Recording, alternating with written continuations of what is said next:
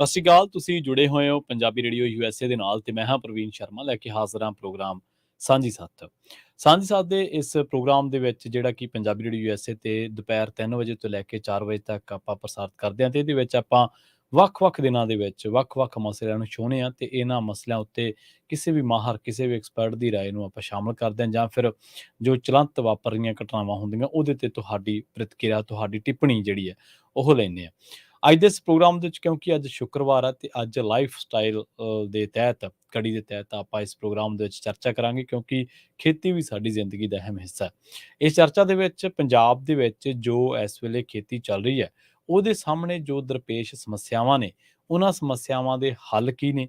ਪਹਿਲੀ ਗੱਲ ਤਾਂ ਉਹ ਸਮੱਸਿਆਵਾਂ ਹੈ ਕਿਹੜੇ-ਕਿਹੜੇ ਲੈਵਲ ਤੇ ਹੈ ਕਿਹੜੀਆਂ-ਕਿਹੜੀਆਂ, ਇਹਦੇ ਬਾਰੇ ਗੱਲਬਾਤ ਕਰਾਂਗੇ। ਫਿਰ ਉਹਨਾਂ ਦੇ ਸੰਭਾਵੀ ਹੱਲਾਂ ਦੇ ਉੱਤੇ ਚਰਚਾ ਜਿਹੜੀ ਇਸ ਪ੍ਰੋਗਰਾਮ ਦੇ ਵਿੱਚ ਕਰਾਂਗੇ ਤੇ ਇਸ ਚਰਚਾ ਦੇ ਵਿੱਚ ਤੁਸੀਂ ਵੀ ਸ਼ਾਮਲ ਹੋ ਸਕਦੇ ਆ। ਪੰਜਾਬੀ ਰੇਡੀਓ USA ਦਾ ਨੰਬਰ ਹੈ, ਸਟੂਡੀਓ ਦਾ ਨੰਬਰ ਹੈ 408272 ਤੇ ਇਸ ਚਰਚਾ ਦੇ ਵਿੱਚ ਸਾਡੇ ਨਾਲ ਆਪਣੀ ਰਾਏ ਤੇ ਆਪਣੇ ਜਿਹੜਾ ਜੋ ਐਕਸਪੀਰੀਅੰਸ ਹੈ ਉਹਦੇ ਤਹਿਤ ਤੇ ਆਪਣੀ ਰਿਸਰਚ ਦੇ ਵਿੱਚੋਂ ਜਿਹੜੇ ਕੁਝ ਫੈਕਟ ਸਾਡੇ ਨਾਲ ਜਿਹੜੇ ਆ ਸਾਂਝੇ ਕਰਨਗੇ ਡਾਕਟਰ ਗੁਰਰੀਤ ਬਰਾੜ ਜੋ ਕਿ ਕੈਲੀਫੋਰਨੀਆ ਸਟੇਟ ਯੂਨੀਵਰਸਿਟੀ ਦੇ ਵਿੱਚ ਐਸੋਸੀਏਟ ਪ੍ਰੋਫੈਸਰ ਨੇ। ਉਹਨਾਂ ਦਾ ਸਵਾਗਤ ਕਰਦੇ ਹਾਂ, ਪਹਿਲਾਂ ਫਿਰ ਕਰਦੇ ਹਾਂ ਚਰਚਾ। ਡਾਕਟਰ ਸਾਹਿਬ ਸਤਿ ਸ਼੍ਰੀ ਅਕਾਲ ਜੀ, ਸਵਾਗਤ ਹੈ ਜੀ। ਸਤਿ ਸ਼੍ਰੀ ਅਕਾਲ ਜੀ, ਮਿਹਰਬਾਨੀ ਜੀ ਜੀ। ਲੰਘੇ ਅਪਡੇਟ ਐਗਰੀਕਲਚਰ ਪ੍ਰੋਗਰਾਮ ਦੇ ਵਿੱਚ, ਅਪਡੇਟ ਫਾਰਮਿੰਗ ਦੇ ਵਿੱਚ ਆਪਾਂ ਚਰਚਾ ਕੀਤੀ ਸੀ ਔਰ ਉਹ ਬੜੀ ਸੋਹਣੀ ਚਰਚਾ ਇੱਕ ਪੰਜਾਬ ਦੀ ਖੇਤੀ ਤੋਂ ਤੇ ਇੱਥੋਂ ਗੱਲ ਕਰਦੇ ਕਰਦੇ ਆਪਾਂ ਯੂਰਪ ਦੀਆਂ ਹੀਟ ਵੇਵਸ ਤੇ ਚਲੇ ਗਏ ਸੀ ਜਿਹੜੀਆਂ ਕਿ ਹਲੇ ਵੀ ਜਾਰੀ ਨੇ। ਤੇ ਪੰਜਾਬ ਦੀ ਖੇਤੀਬਾੜੀ ਬਾਰੇ ਉਸ ਦਿਨ ਆਪਾਂ ਲਾਸਟ ਦੇ 10 ਮਿੰਟਾਂ ਦੇ ਵਿੱਚ ਚਰਚਾ ਕੀਤੀ ਸੀ। ਡਾਕਟਰ ਸਾਹਿਬ ਸੰਖੇਪ ਦੇ ਵਿੱਚ ਆਪਾਂ ਨੂੰ ਸਮੇਟਣਾ ਪਿਆ ਸੀਗਾ ਕਿਉਂਕਿ ਉੱਥੇ ਸਰਕਾਰ ਨੂੰ ਜੋ ਤੁਸੀਂ ਸੁਝਾਅ ਦੇ ਕੇ ਆਏ ਹੋ, ਸਰਕਾਰ ਦੇ ਨਾਲ ਜੋ ਗੱਲਾਂ ਬਾਤਾਂ ਹੋਈਆਂ ਨੇ ਤਾਂ ਆਪਾਂ ਉਸੇ ਗੱਲਬਾਤ ਨੂੰ ਕੁਛ ਕੜੀਆਂ ਨੂੰ ਆਪਾਂ ਅੱਗੇ ਤੋਰਨ ਦਾ ਯਤਨ ਕਰਦੇ ਹਾਂ। ਪੰਜਾਬ ਦੀ ਜੋ ਇਸ ਵੇਲੇ ਖੇਤੀ ਹੈ ਜੋ ਅਸੀਂ ਕਰ ਰਹੇ ਹਾਂ ਇਸ ਟਾਈਮ, ਉਹਦੇ ਵਿੱਚ ਜਿਹੜੀਆਂ ਸਮੱਸਿਆਵਾਂ ਨੇ ਉਹਨਾਂ ਦੇ ਪਹਿਲਾਂ ਤਾਂ ਉਹ ਸਮੱਸਿਆਵਾਂ ਜ਼ਰੂਰ ਦੱਸਿਓ ਕਿ ਕਿਹੜੀਆਂ-ਕਿਹੜੀਆਂ ਕੈਟਾਗਰਾਈਜ਼ ਜੀ ਉਹਨਾਂ ਨੂੰ ਕਰਾਂਗੇ ਤੇ ਕਿਵੇਂ ਕਰਾਂਗੇ। ਫਿਰ ਉਹਨਾਂ ਦੇ ਚੱਲਦਿਆਂ ਪੰਜਾਬ ਦੀ ਖੇਤੀ ਦਾ ਭਵਿੱਖ ਕੀ ਦੇਖਦੇ ਹੋ ਤੁਸੀਂ? ਜੀ ਦੇਖੋ, ਇਹ ਸਵਾਲ ਬਹੁਤ ਵੱਡਾ ਹੈ ਜੀ ਜੀ, ਵੱਡਾ ਤੇ ਇਹਨੂੰ ਸਮੇਟਿਆ ਵੀ ਇੱਕ ਜਵਾਬ 'ਚ ਨਹੀਂ ਜਾ ਸਕਦਾ। ਜੀ ਜੀ। ਪਰ ਜਦੋਂ ਵੀ ਆਪਾਂ ਕੋਈ ਤਾਣੀ ਉਲਝੀ ਹੋਵੇ ਤਾਂ ਆਪਾਂ ਹਾਂਜੀ ਕੋਈ ਕਿਸੇ ਨਾ ਕਿਸੇ ਪਾਸਿਓਂ ਤੰਦ ਆਪਾਂ ਫੜਦੇ ਹਾਂ ਫੜਦੇ ਜਾਂ ਹਾਂ, ਫੜਨ ਦੀ ਹਾਂਜੀ ਕੋਸ਼ਿਸ਼ ਕਰਦੇ ਹਾਂ। ਜੀ ਸੋ ਇਹੀ ਮੈਂ ਦੇਖਿਆ ਜਦੋਂ ਉੱਥੇ ਗਿਆ। ਪੰਜਾਬ ਸਰਕਾਰ ਨੇ ਜੋ ਇਹ ਸ਼ੁਰੂ ਕੀਤਾ ਹੈ ਜਾਂ ਮਾਹਰਾਂ ਨੇ ਸੋਚਣਾ ਸ਼ੁਰੂ ਕੀਤਾ ਹੂੰ ਜਿੰਨੇ ਸਾਡੇ ਇੱਥੇ NRI ਵੀਰ ਭੈਣਾਂ ਨੇ ਉਹ ਤਾਂ ਬੜੇ ਚਿਰ ਤੋਂ ਬੜੀ ਸਫਲਤਾ ਦੇ ਨਾਲ ਪੰਜਾਬ ਦੇ ਬਾਰੇ ਸੋਚਦੇ ਹੀ ਹੈ। ਜੀ ਸੋ ਸਾਰੀਆਂ ਧਿਰਾਂ ਇਸ ਚੀਜ਼ ਬਾਰੇ ਸੋਚਣ ਲੱਗੀਆਂ ਨੇ, ਇਹ ਇੱਕ ਚੰਗਾ ਸ਼ਗਨ ਹੈ। ਜਿਹੜੀ ਗੱਲ ਸਮੱਸਿਆਵਾਂ ਦੀ ਹੈ ਉਹ ਇੱਕ ਨਹੀਂ। ਜੀ ਸਭ ਤੋਂ ਜਿਹੜੀ ਵੱਡੀ ਸਮੱਸਿਆ ਮੈਂ ਮਹਿਸੂਸ ਕਰਦਾ ਉਹ ਇਹ ਹੈ ਕਿ ਸਾਡਾ ਜੋਤ ਆਕਾਰ ਬਹੁਤ ਛੋਟਾ ਹੈ। ਹਾਂਜੀ ਪੰਜਾਬ ਦੇ ਵਿੱਚ, ਸਮੁੱਚੇ ਭਾਰਤ ਦੇ ਵਿੱਚ ਹੀ ਬਹੁਤ ਛੋਟਾ ਹੈ। ਸੋ ਇੰਨੇ ਛੋਟੇ ਜੋਤ ਆਕਾਰ ਦੇ ਵਿੱਚ ਪ੍ਰਤੀ ਪਰਿਵਾਰ ਤੁਸੀਂ ਇਹ ਕਹਿ ਲਓ ਕਿ 2-2.5 ਹੈਕਟੇਅਰ ਜਿਹੜੇ ਕਿ 5 ਕਿੱਲੇ ਬਣਦੇ ਆ, ਜੋ ਉਦੋਂ ਘੱਟ ਸੋ ਉਨੀ ਥੋੜੀ ਭੋਇੰ ਦੇ ਵਿੱਚ ਕਣਕ ਤੇ ਝੋਨਾ, ਇਹ ਦਾਣਿਆਂ ਵਾਲੀਆਂ ਫਸਲਾਂ ਜਿਹੜੀਆਂ ਅਨਾਜ ਵਾਲੀਆਂ ਫਸਲਾਂ ਨੇ, ਇਹਨਾਂ ਦੇ ਉੱਤੇ ਗੁਜ਼ਾਰਾ ਨਹੀਂ ਹੋ ਸਕਦਾ। ਇਹਨਾਂ ਦੀ ਮਾਰਕੀਟਿੰਗ ਜਾਂ ਇਹਨਾਂ ਦੀ ਇਕਨੋਮਿਕਸ ਸੈੱਟ ਬਹਿੰਦੀ ਨਹੀਂ ਕਿਸੇ ਤਰੀਕੇ ਦੇ ਨਾਲ। ਦੇਖੋ, ਜੇ ਕਣਕ ਦੀ ਗੱਲ ਕਰੀਏ ਤਾਂ ਕਣਕ ਦੀ ਅੰਤਰਰਾਸ਼ਟਰੀ ਮੰਡੀ ਦੇ ਵਿੱਚ ਕੋਈ ਬਹੁਤਾ ਮੁੱਲ ਨਹੀਂ ਹੈ। ਉਹ ਤਾਂ ਐਤਕੀ ਰਸ਼ੀਆ ਯੂਕਰੇਨ ਵਾਰ ਦੇ ਕਰਕੇ ਥੋੜਾ ਬਹੁਤਾ ਹੁਲਾਰਾ ਮਿਲਿਆ ਪ੍ਰਾਈਸਿਸ ਨੂੰ। ਹਾਂਜੀ, ਪਰ ਉਂਝ ਵੇਖਿਆ ਜਾਵੇ ਤਾਂ ਪੰਜਾਬ ਦੇ ਵਿੱਚ ਹਰੀ ਕ੍ਰਾਂਤੀ 50 ਸਾਲ ਹੋ ਗਏ ਆਈ ਨੂੰ। ਠੀਕ ਹੈ ਜੀ। ਉਸ ਤੋਂ ਬਾਅਦ ਹੋਰ 50 ਥਾਵਾਂ ਤੇ ਹਰੀਆਂ ਕ੍ਰਾਂਤੀਆਂ ਆ ਗਈਆਂ। ਅਫਰੀਕਾ ਦੇ ਵਿੱਚ ਵੀ, ਭਾਰਤ ਦੇ ਵਿੱਚ ਵੀ, ਪੂਰਬੀ ਏਸ਼ੀਆ ਦੇ ਵਿੱਚ ਵੀ ਹਰੀਆਂ ਕ੍ਰਾਂਤੀਆਂ ਜਿਵੇਂ ਪੰਜਾਬ 'ਚ ਆਈ ਸੀ ਉਵੇਂ ਬਹੁਤ ਥਾਵਾਂ ਤੇ ਆ ਚੁੱਕੀਆਂ। ਸੋ ਅਨਾਜ ਦੀ ਪੈਦਾਵਾਰ ਬਹੁਤਾਤ ਹੈ। ਅੰਤਰਰਾਸ਼ਟਰੀ ਮੰਡੀ ਦੇ ਵਿੱਚ ਇਹਦੀ ਕੋਈ ਬਹੁਤੀ ਹੈ ਨਹੀਂ। ਸੋ ਇਹ ਤਾਂ ਭਾਰਤ ਸਰਕਾਰ ਦੀ ਜਿਹੜੀ MSP ਵਾਲੀ ਚੀਜ਼ ਹੈ ਉਹ ਆਰਥਿਕਤਾ ਨੂੰ ਟੇਕ ਲਾਈ ਖੜੀ ਹੈ। ਅਦਰਵਾਈਜ਼ ਕਣਕ ਦੇ ਵਿੱਚ ਜੇ ਖੁੱਲਾ ਮੁੱਲ ਦੇਖੀਏ ਤਾਂ ਉਹਦੇ ਵਿੱਚ ਤਾਂ ਬਿਲਕੁਲ ਹੀ ਗੁਜ਼ਾਰਾ ਨਹੀਂ। ਇਵੇਂ ਝੋਨਾ ਪੰਜਾਬ ਦੀ ਇਹੋ ਜਿਹੀ ਫਸਲ ਹੈ ਜਿਹੜੀ ਕਿ ਪੰਜਾਬ ਦੇ ਉੱਤੇ ਮੈਂ ਸਮਝਦਾ ਕਿ ਥੋਪੀ ਗਈ ਹੈ ਜੀ। ਇਹ ਪੰਜਾਬ ਦੀ ਨੇਟਿਵ ਫਸਲ ਨਹੀਂ ਹੈਗੀ। ਸੋ ਕਣਕ ਝੋਨੇ ਦੇ ਫਸਲੀ ਚੱਕਰ ਦੇ ਵਿੱਚੋਂ ਨਿਕਲਣਾ ਸਾਡੇ ਲਈ ਬਹੁਤ ਵੱਡੀ ਚੁਣੌਤੀ ਹੈ। ਇਹਦੇ ਨਾਲ ਪੰਜਾਬ ਦੇ ਪਾਣੀਆਂ ਨੂੰ ਵੀ, ਪੰਜਾਬ ਦੀ ਜ਼ਮੀਨ ਨੂੰ ਵੀ ਤੇ ਪੰਜਾਬ ਦੀ ਸਮੁੱਚੀ ਆਰਥਿਕਤਾ ਨੂੰ ਕਾਫੀ ਵੱਡਾ ਨੁਕਸਾਨ ਹੋ ਰਿਹਾ। ਹਾਂਜੀ। ਦੂਜੀ ਗੱਲ, ਕਿਉਂਕਿ ਸਾਡਾ ਜੋਤ ਆਕਾਰ ਬਹੁਤ ਛੋਟਾ, ਛੋਟੇ ਕਿਸਾਨ ਨੇ, ਛੋਟੀ ਕਿਸਾਨੀ ਨੂੰ ਬਚਾਉਣਾ, ਕਿਉਂਕਿ ਸਾਰੀ ਦੁਨੀਆ ਦੇ ਵਿੱਚ ਹੀ, ਯੂਰਪ ਦੇ ਵਿੱਚ, ਅਮਰੀਕਾ ਦੇ ਵਿੱਚ ਵੀ ਕੋਈ ਵੱਖਰੀ ਗੱਲ ਨਹੀਂ ਹੈ। ਵੱਡੀਆਂ ਕੰਪਨੀਆਂ ਵੱਡੀਆਂ ਮੱਛੀਆਂ ਛੋਟੀਆਂ ਮੱਛੀਆਂ ਨੂੰ ਖਾ ਰਹੀਆਂ ਨੇ। ਕਾਰਪੋਰੇਟ ਸਿਸਟਮ ਦਾ ਗਰੀਡ, ਲਾਲਚ, ਉਹ ਸਾਰੇ ਪਾਸੇ ਹੀ ਫੈਲ ਰਿਹਾ ਹੈ। ਸੋ ਜੀ। ਉਸ ਸੰਦਰਭ ਦੇ ਵਿੱਚ ਜੇ ਆਪਾਂ ਆਪਣੇ ਇਤਿਹਾਸ ਦੀ ਗੱਲ ਕਰੀਏ ਹੂੰ, ਤਾਂ ਸਾਡੇ ਕੋਲੇ ਬਾਬੇ ਨਾਨਕ ਹੋਰਾਂ ਦੇ ਕਨਸੈਪਟਸ ਨੇ, ਹਾਂਜੀ। ਸਰਬ ਸਾਂਝੀਵਾਲਤਾ ਦੇ ਕਨਸੈਪਟਸ ਨੇ, ਜੀ, ਜੀ। ਸਮੁੱਚੇ ਭਾਈਚਾਰਕ ਤੌਰ ਦੇ ਉੱਤੇ ਹੂੰ, ਸਾਂਝੇ ਕੰਮ ਕਰਕੇ ਰਲ ਕੇ ਸਮੁੱਚੀ ਮਨੁੱਖਤਾ ਦੇ ਲਈ ਪੈਦਾਵਾਰ ਕਰਨੀ ਜਾਂ ਵੰਡ ਕੇ ਛਕਣਾ। ਹਾਂਜੀ, ਆਪਾਂ ਉਹ ਵੀਡੀਓ ਕਰਦੇ ਰਹੇ ਹਾਂ ਹਾਂ, ਪਿੰਡਾਂ 'ਚ। ਬਿਲਕੁਲ। ਹਾਂਜੀ। ਸੋ ਉਹ ਜਿਹੜੇ ਕਨਸੈਪਟਸ ਨੇ ਆਪਾਂ ਹੂੰ, ਉਹਨਾਂ ਕਨਸੈਪਟਸ ਨੂੰ ਭੁੱਲ ਕੇ ਕਿਸੇ ਕੈਲੀਫੋਰਨੀਆ ਦੇ ਮਾਡਲ ਜਾਂ ਯੂਰਪ ਦੇ ਮਾਡਲ ਦੇ ਪਿੱਛੇ ਨਾ ਭੱਜੀਏ। ਸੋ ਹਾਂਜੀ। ਉਹ ਸਮੱਸਿਆਵਾਂ ਕਾਫੀ ਨੇ ਕਿਉਂਕਿ ਸਾਨੂੰ ਆਪਣੇ ਆਪ ਦੇ ਮਾਡਲ ਭੁੱਲ ਗਏ ਨੇ ਤੇ ਹੂੰ, ਅਸੀਂ ਕਿਸੇ ਹੋਰ ਪਾਸੇ ਨੂੰ ਚੇਜ਼ ਕਰ ਰਹੇ ਹਾਂ। ਹੂੰ, ਸੋ ਉਸ ਤੋਂ ਇਲਾਵਾ ਖੇਤੀ ਜ਼ਹਿਰਾਂ ਦੀ ਅਨਰੈਗੂਲੇਟਡ ਵਰਤੋਂ, ਹਾਂਜੀ। ਮੈਂ ਦੁਰਵਰਤੋਂ ਸ਼ਬਦ ਦੇ ਉੱਤੇ ਜ਼ੋਰ ਦੇਵਾਂਗਾ। ਹੂੰ, ਉਹ ਦੁਰਵਰਤੋਂ ਹੋਈ ਹੈ, ਵਰਤੋਂ ਮਾੜੀ ਨਹੀਂ ਹੈ। ਮਿਕਦਾਰ ਦੇ ਵਿੱਚ, ਸਹੀ ਮਿਕਦਾਰ ਦੇ ਵਿੱਚ, ਸਹੀ ਮਾਤਰਾ ਦੇ ਵਿੱਚ ਵਰਤੋਂ ਤਾਂ ਉਵੇਂ ਹੀ ਹੈ ਜਿਵੇਂ ਆਪਾਂ ਦਵਾਈ ਲੈਂਦੇ ਡਾਕਟਰ ਤੋਂ ਜਾ ਹੂੰ, ਕੇ। ਹੂੰ, ਹੂੰ, ਪਰ ਜਦੋਂ ਉਹਦੀ ਦੁਰਵਰਤੋਂ ਹੋ ਜਾਂਦੀ ਹੈ ਤਾਂ ਉਹ ਹਾਂ, ਸਾਡੀ ਫੂਡ ਚੇਨ ਦੇ ਵਿੱਚ ਵੀ ਆ ਜਾਂਦੀਆਂ ਨੇ ਜ਼ਹਿਰਾਂ, ਜੀ, ਸਾਡੀ ਮਿੱਟੀ ਦੇ ਵਿੱਚ ਵੀ, ਪਾਣੀ ਦੇ ਵਿੱਚ ਵੀ, ਜ਼ਮੀਨ ਹੇਠਲੇ ਪਾਣੀ ਦੇ ਵਿੱਚ ਵੀ। ਆ ਜਾ ਸੋ ਇਹ ਮੁੱਖ ਤੌਰ 'ਤੇ 3-4 ਸਮੱਸਿਆਵਾਂ ਨੇ। ਇਹਦੇ ਨਾਲ ਹੀ ਫਿਰ ਅੱਗੇ ਸਮੱਸਿਆਵਾਂ ਜੁੜੀਆਂ ਨੇ ਮਾਰਕੀਟਿੰਗ ਦੇ ਵਿੱਚ, ਠੀਕ ਹੈ। ਸਰਕਾਰਾਂ ਆਪਣੇ ਹੱਥ ਪਿੱਛੇ ਖਿੱਚ ਲੈਂਦੀਆਂ ਨੇ। ਹੂੰ, ਸੋ ਇਹ ਕੱਲੀ-ਕੱਲੀ ਜਿਹੜੀ ਚੀਜ਼ ਹੈ ਉਹਨੂੰ ਆਪਣੇ ਆਪ ਦੇ ਵਿੱਚ ਸੁਲਝਾਉਣ ਦੀ ਲੋੜ ਹੈ ਤੇ ਹੂੰ। ਪਰ ਇਹ ਸਾਰੀਆਂ ਚੀਜ਼ਾਂ ਇੱਕ ਦੂਜੇ ਦੇ ਨਾਲ ਲਿੰਕਡ ਵੀ ਨੇ। ਹਾਂਜੀ, ਇਹਦੇ ਵਿੱਚ ਹੀ ਆਪਾਂ ਜਿਹੜੀ ਖੋਜ ਦੀ ਘਾਟ ਜਾਂ lack of research and extension ਹਾਂਜੀ, ਉਹਦੀ ਵੀ ਜਿਹੜੀ ਚਰਚਾ ਕਰ ਸਕਦੇ ਬਿਲਕੁਲ। ਹਾਂ। ਮੰਡੀਕਰਨ, ਜੇ ਆਪਾਂ ਚਾਹੁੰਦੇ ਹਾਂ ਕਿ ਆਪਾਂ ਡਿਵਰਸੀਫਿਕੇਸ਼ਨ ਵੱਲ ਆ ਜਾਈਏ, ਜੀ। ਉਹਦੇ ਮੰਡੀਕਰਨ ਬਾਰੇ ਡਾਕਟਰ ਸਾਹਿਬ ਕੀ ਹੱਲ ਹੋਊਗਾ? ਕਿਉਂਕਿ ਬਹੁਤ ਸਾਰੇ ਜਿਵੇਂ ਆਪਾਂ ਮਾਹਰਾਂ ਨੂੰ ਸੁਣਦੇ ਹਾਂ, ਹੂੰ, ਉਹ ਕਹਿੰਦੇ ਕਿ ਮਾਰਕਫੈੱਡ ਦੇ ਜ਼ਰੀਏ, ਵੇਰਕਾ ਦੇ ਜ਼ਰੀਏ ਪੰਜਾਬ ਦਾ ਜਿਹੜਾ ਖੇਤੀ ਸੈਕਟਰ ਹੈ, ਹੂੰ, ਇਹਨੂੰ ਤੁਸੀਂ ਹੌਲੀ-ਹੌਲੀ ਲਘੂ ਉਦਯੋਗ ਦੇ ਵਿੱਚ ਬਦਲੋ ਤੇ ਫਿਰ ਇਹਨੂੰ ਤੁਸੀਂ ਮਿਡ ਲਿਸਟ ਦੇ ਵਿੱਚ ਈਜ਼ੀਲੀ ਤੁਸੀਂ ਭੇਜ ਸਕਦੇ ਆ। ਅ, ਮੰਡੀਕਰਨ ਦਾ ਕਨਸੈਪਟ ਹੈ ਜਿਹੜਾ, ਅਸੀਂ ਉੱਥੇ ਵੀ ਇਹੀ ਡਿਸਕਸ਼ਨਾਂ ਕਰਦੇ ਆਏ ਹਾਂ। ਹਾਂਜੀ। ਪਹਿਲੀ ਤਾਂ ਗੱਲ, ਜਦੋਂ ਆਪਾਂ ਕਣਕ ਝੋਨੇ ਤੋਂ ਬਾਹਰ ਨਿਕਲਣ ਦੀ ਕਰਦੇ ਹਾਂ ਤਾਂ ਹੂੰ, ਪੰਜਾਬ ਦੀ ਮਿੱਟੀ ਤੇ ਪੰਜਾਬ ਦਾ ਪੌਣ ਪਾਣੀ ਹਾਂਜੀ। ਬਹੁਤ ਸਾਰੀਆਂ ਹਾਈ ਵੈਲਿਊ ਕ੍ਰੌਪਸ ਵਾਸਤੇ ਢੁਕਵਾਂ, ਜਿਵੇਂ ਕੈਲੀਫੋਰਨੀਆ ਦੇ ਵਿੱਚ। ਜੀ, ਜੀ। ਹੁਣ ਕੈਲੀਫੋਰਨੀਆ ਦੇ ਵਿੱਚ ਜੇ ਆਪਾਂ ਦੇਖੀਏ ਤਾਂ ਅਮਰੀਕਾ ਦੇ ਹਿਸਾਬ ਦੇ ਨਾਲ ਕੈਲੀਫੋਰਨੀਆ ਦੇ ਵਿੱਚ ਜੋਤ ਆਕਾਰ ਬਹੁਤ ਘੱਟ ਨੇ। ਹੂੰ, ਇਸੇ ਕਰਕੇ ਆਪਣੇ ਕੋਲੇ ਕੋਈ 5-5 ਹਜ਼ਾਰ ਏਕੜ ਵਾਲੇ, 10-10 ਫਾਰਮ ਹਜ਼ਾਰ ਨੇ ਏਕੜ ਵਾਲੇ ਫਾਰਮ ਬਹੁਤ ਘੱਟ ਨੇ। ਬਹੁਤ ਘੱਟ। ਤੇ ਮਿਡਵੈਸਟ ਵਾਂਗੂ ਸੋਇਆਬੀਨ ਦੀ ਜਾਂ ਕਣਕ ਦੀ ਜਾਂ ਮੱਕੀ ਦੀ ਖੇਤੀ ਨਹੀਂ ਹੋ ਸਕਦੀ, ਉਹ ਹੂੰ, ਲਾਹੇਵੰਦ ਨਹੀਂ ਹੋਊਗੀ। ਹੂੰ, ਇਵੇਂ ਹੀ ਪੰਜਾਬ ਦੇ ਵਿੱਚ ਦੇਖੀਏ ਤਾਂ ਉਹੀ ਹਾਲ ਹੈ ਕਿ ਛੋਟੇ-ਛੋਟੇ ਫਾਰਮਾਂ ਦੇ ਉੱਤੇ ਜੇ ਅਸੀਂ ਹਾਈ ਵੈਲਿਊ ਕ੍ਰੌਪਸ ਉਗਾਉਣੇ ਆ, ਹਾਂਜੀ। ਫਲ, ਸਬਜ਼ੀਆਂ, ਇਹੋ ਜਿਹੀਆਂ ਚੀਜ਼ਾਂ ਉਗਾਉਣੀਆਂ ਜਿਨ੍ਹਾਂ ਦੀ ਵੈਲਿਊ ਪਰ ਯੂਨਿਟ, ਪਰ ਏਕੜ ਜਾਂ ਪ੍ਰਤੀ ਕਨਾਲ ਰਕਬੇ ਦੇ ਵਿੱਚੋਂ ਬਹੁਤ ਸਾਰੀ ਵੈਲਿਊ ਆਪਾਂ ਨੂੰ ਮਿਲ ਸਕਦੀ ਹੈ। ਹੂੰ, ਇੱਕ ਤਾਂ ਪਹਿਲੀ ਗੱਲ, ਉਹਨਾਂ ਦਾ ਇੱਕ ਸਾਰਾ ਪ੍ਰੋਪਰ ਪ੍ਰਬੰਧ, ਜਿਹੜਾ ਹੂੰ, ਉਹਨੂੰ ਪ੍ਰੋਡਕਸ਼ਨ ਦਾ ਪ੍ਰਬੰਧ, ਹਾਂਜੀ। ਉਹ ਤਿਆਰ ਕਰਨਾ ਪੈਣਾ ਯੂਨੀਵਰਸਿਟੀਆਂ ਦੀ ਮਦਦ ਦੇ ਨਾਲ, ਤੇ ਨਾਲ ਦੀ ਨਾਲ ਹੀ ਉਹਦੀ ਮਾਰਕੀਟਿੰਗ, ਜਿਹਦੇ ਵਿੱਚ ਸਰਕਾਰ ਵੱਲੋਂ ਬਹੁਤ ਸਾਰੇ ਪ੍ਰੋਗਰਾਮ ਦੇ ਲਈ ਸਰਕਾਰ ਵੱਲੋਂ ਬਹੁਤ ਸਾਰੀ ਸਪੋਰਟ ਦੀ ਲੋੜ ਪੈਂਦੀ ਹੈ। ਹਾਂਜੀ। ਮਾਰਕੀਟਿੰਗ ਦੇ ਵਿੱਚ ਜਿਵੇਂ ਫਾਰਮਰ ਪ੍ਰੋਡਿਊਸ ਆਰਗੇਨਾਈਜੇਸ਼ਨ ਨੇ, FPOs ਨੇ, ਹੂੰ, ਹੂੰ, ਉਹ ਬੜਾ ਵਧੀਆ ਕੰਮ ਕਰ ਸਕਦੀਆਂ ਨੇ। ਇਨਫੈਕਟ ਬਹੁਤ ਸਾਰੀਆਂ FPOs ਕੰਮ ਕਰ ਵੀ ਰਹੀਆਂ ਨੇ ਪੰਜਾਬ ਦੇ ਵਿੱਚ। ਠੀਕ ਹੈ। ਉਹਨਾਂ ਨੂੰ ਫੰਡਿੰਗ ਦੇਣਾ ਜਾਂ ਉਹਨਾਂ ਨੂੰ ਸੰਗਠਿਤ ਕਰਕੇ, ਇਕੱਠਿਆਂ ਕਰਕੇ, ਹੂੰ, ਉਹ ਹੂੰ, ਇੱਕ ਤਰੀਕੇ ਦੇ ਨਾਲ ਕੋਆਪਰੇਟਿਵ ਹੀ ਕਹਿ ਲਓ ਕਿ ਕੋਆਪਰੇਟਿਵ ਫਾਰਮਿੰਗ ਦਾ ਇੱਕ ਰੂਪ ਹੈ। ਹੂੰ, ਇੱਕ ਚੀਜ਼ ਹੋਰ ਵੀ ਜਿਹੜੀ ਮੈਂ ਬਹੁਤ ਸਾਰੇ ਮੁਲਕਾਂ ਦੇ ਵਿੱਚ, ਦੱਖਣੀ ਅਮਰੀਕਾ ਦੇ ਮੁਲਕਾਂ ਦੇ ਵਿੱਚ ਜਾਂ ਈਵਨ ਦੱਖਣੀ ਯੂਰਪ ਦੇ ਵਿੱਚ, ਸਪੇਨ ਦੇ ਵਿੱਚ, ਇਟਲੀ ਦੇ ਵਿੱਚ ਮੈਂ ਦੇਖੀ ਹੈ ਕਿ ਕੋਆਪਰੇਟਿਵ ਕਾਰਪੋਰੇਟ ਹਾਈਬ੍ਰਿਡ, ਠੀਕ ਹੈ। ਕਿ ਤੁਸੀਂ ਇਹ ਦੇਖੋ, ਇੱਕ ਕੰਪਨੀ ਹੈ, ਕਿਸੇ ਨੇ, ਹਾਂਜੀ। ਅੰਬਾਨੀ ਨੇ ਜਾਂ ਅਡਾਨੀ ਨੇ ਇੱਕ ਕੰਪਨੀ ਬਣਾ ਲਈ, ਹੂੰ, ਹੂੰ, ਉਹ ਉਹਦੇ ਘਰ ਦੀ ਕੰਪਨੀ ਹੈ, ਸਾਰੇ ਹੂੰ, ਬੰਦੇ ਉਹਨੂੰ ਰਿਪੋਰਟ ਕਰਦੇ ਆ, ਹੂੰ, ਜਿੰਨਾ ਮੁਨਾਫਾ ਆਇਆ ਉਹਦੀ ਜੇਬ 'ਚ ਜਾਣਾ। ਹੂੰ, ਹੂੰ, ਉਹ ਇੱਕ ਕਾਰਪੋਰੇਟ ਸਿਸਟਮ ਹੈ। ਠੀਕ ਹੈ। ਉਹ ਗਰੀਡ ਦੇ ਨਾਲ ਜਾਂ ਨਿੱਜੀ ਮੁਨਾਫੇ ਦੇ ਨਾਲ ਡਰਿਵਨ ਆ ਉਹ ਚੀਜ਼। ਹੂੰ, ਹੂੰ, ਦੂਜੇ ਪਾਸੇ ਸਹਿਕਾਰੀ ਹੈ ਕਿ 10 ਬੰਦੇ, 100 ਬੰਦੇ ਇਕੱਠੇ ਹੋ ਗਏ, ਉਹ ਇਕੱਠੇ ਹੋ ਕੇ ਉਹਨਾਂ ਨੇ ਇੱਕ ਕੰਪਨੀ ਜਾਂ ਇੱਕ ਸਹਿਕਾਰੀ ਸਿਸਟਮ ਬਣਾ ਲਿਆ। ਹੂੰ, ਇੱਕ ਇਹ ਵੀ ਹੋ ਸਕਦਾ ਹੈ ਕਿ ਛੋਟੀਆਂ-ਛੋਟੀਆਂ ਸਹਿਕਾਰੀ ਸੰਸਥਾਵਾਂ ਹੋਣ, ਜਿਵੇਂ ਫਾਰਮਰ ਪ੍ਰੋਡਿਊਸ ਆਰਗੇਨਾਈਜੇਸ਼ਨ ਬਣ ਗਈਆਂ। ਹੂੰ, ਹੂੰ, ਉਹ ਛੋਟੀਆਂ-ਛੋਟੀਆਂ, ਜਿਵੇਂ 10 ਪਿੰਡਾਂ ਦੇ ਕਲਸਟਰ ਦੇ ਵਿੱਚ ਜਾਂ ਇੱਕ ਪਿੰਡ ਦੇ ਵਿੱਚ ਜਾਂ 4 ਪਿੰਡਾਂ ਦੇ ਵਿੱਚ ਇੱਕ ਉਹਨਾਂ ਨੇ ਬਣਾ ਲਈ। ਇੱਦਾਂ ਦੀਆਂ ਕੋਈ 50 ਸੰਸਥਾਵਾਂ ਇਕੱਠੀਆਂ ਹੋ ਕੇ ਫਿਰ ਇੱਕ ਵੱਡੀ ਕਾਰਪੋਰੇਟ ਕੰਪਨੀ ਬਣਾ ਲੈਣ, ਬਣਾ ਜਿਹੜੀ ਅੰਬਾਨੀ ਵਰਗਿਆਂ ਦੀ ਕੰਪਨੀ ਹੈ ਜਾਂ ਕੋਕਾ ਕੋਲਾ ਹੈ ਜਾਂ ਕਾਰਗਿਲ ਫੂਡਸ ਹੈ, ਜਿਹੜੀਆਂ ਵੱਡੀਆਂ ਮਲਟੀਨੈਸ਼ਨਲ ਕਾਰਪੋਰੇਟ ਕੰਪਨੀਆਂ ਨੇ, ਹੂੰ, ਹੂੰ, ਉਹਨਾਂ ਦੇ ਬਰਾਬਰ ਦੀ ਕਾਰਪੋਰੇਟ ਹੋਵੇ, ਹੂੰ, ਪਰ ਉਹਨਾਂ ਦੇ ਪਿੱਛੇ ਉਹਨਾਂ ਦੇ ਮਾਲਕਾਨਾ ਹੱਕ ਨੇ ਜਿਹੜੇ, ਉਹ ਕਿਸੇ ਇੱਕ ਨਿੱਜੀ ਪਰਿਵਾਰ ਦੇ ਜਾਂ ਨਿੱਜੀ ਮੁਫਾਦ ਨਾ ਹੋਣ, ਨਾ ਹੋਣ। ਉਹ ਸਾਰਿਆਂ ਦੇ ਸਾਂਝੀਆਂ ਸੰਸਥਾਵਾਂ ਨੇ ਜਿਹੜੀਆਂ ਉਹਨਾਂ ਦੇ ਕੋਲ ਹੋਣ। ਸੋ ਹੂੰ, ਇਸ ਤਰ੍ਹਾਂ ਦਾ ਕੋਆਪਰੇਟਿਵ ਕਾਰਪੋਰੇਟ ਹਾਈਬ੍ਰਿਡ ਮਾਡਲ ਵੀ ਬਹੁਤੇ ਮੁਲਕਾਂ ਦੇ ਵਿੱਚ ਕਾਮਯਾਬ ਹੈ। ਕੀ ਪੰਜਾਬ ਦੇ ਵਿੱਚ ਜਿਹੜੀ ਖੇਤੀ ਚੱਲ ਰਹੀ ਹੈ ਉਹਦੇ ਹਿਸਾਬ ਨਾਲ ਤੁਹਾਨੂੰ ਲੱਗਦਾ ਕਿ ਕੋਆਪਰੇਟਿਵ ਫਾਰਮਿੰਗ ਦਾ ਸਕੋਪ ਹੈ? ਦੇਖੋ, ਪੰਜਾਬ ਦੇ ਵਿੱਚ ਬਹੁਤ ਸਾਰੀਆਂ ਕੋਆਪਰੇਟਿਵਸ ਬਹੁਤ ਵਧੀਆ ਕੰਮ ਵੀ ਕਰ ਰਹੀਆਂ ਸੁਸਾਇਟੀਜ਼ ਨੇ। ਹੈਗੀਆਂ ਨੇ। ਬਹੁਤ ਸਾਰੀਆਂ ਸੁਸਾਇਟੀਜ਼ ਹੈਗੀਆਂ ਨੇ। ਲਾਂਬਣਾ ਇੱਕ ਸੁਸਾਇਟੀ ਹੈ ਹੁਸ਼ਿਆਰਪੁਰ ਦੇ ਵਿੱਚ, ਮੈਂ ਉਹਦੇ ਬਾਰੇ ਦੇਖ ਕੇ ਆਇਆ, ਗੱਲਾਂ ਬਾਤਾਂ ਕਰਕੇ ਆਇਆ। ਹੋਰ ਬਹੁਤ ਸਾਰੀਆਂ ਸੁਸਾਇਟੀਜ਼ ਦਾ ਜ਼ਿਕਰ ਹੁੰਦਾ ਹੈ। ਹਾਂਜੀ। ਤੇ ਬਹੁਤ ਸਾਰੀਆਂ ਇਹੋ ਜਿਹੀਆਂ ਉਦਾਹਰਨਾਂ ਵੀ ਨੇ ਕਿ ਕੋਆਪਰੇਟਿਵ ਸੁਸਾਇਟੀਆਂ ਫੇਲ ਹੋ ਗਈਆਂ। ਇਹਦਾ ਮਤਲਬ ਇਹ ਹੈ ਕਿ ਉਹਨਾਂ ਦੇ ਫੇਲ ਹੋਣ ਦੇ ਕਾਰਨ ਕੁਝ ਹੋਰ ਹੋਣਗੇ।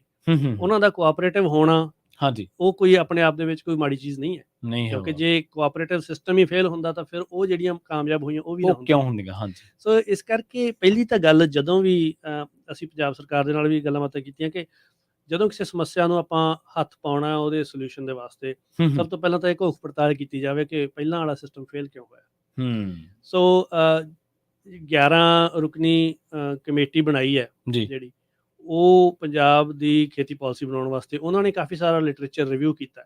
ਠੀਕ ਹੈ। ਸੋ ਉਹਨਾਂ ਨੇ ਕਾਫੀ ਹੱਦ ਤੱਕ ਕੋਸ਼ਿਸ਼ ਕੀਤੀ ਹੈ। ਸੋ ਉਹਨਾਂ ਦੇ ਕਾਰਨਾਂ ਦੀ ਕਿ ਉਹ ਕਿਉਂ ਫੇਲ ਹੋਈਆਂ, ਜੇ ਹੋਈਆਂ ਤਾਂ। ਸੋ ਮੇਰਾ ਮੰਨਣਾ ਇਹ ਹੈ ਕਿ ਕੋਆਪਰੇਟਿਵ ਫਾਰਮਿੰਗ ਪੰਜਾਬ ਦੇ ਵਿੱਚ ਲਾਹੇਵੰਦ ਹੋ ਸਕਦੀ ਹੈ।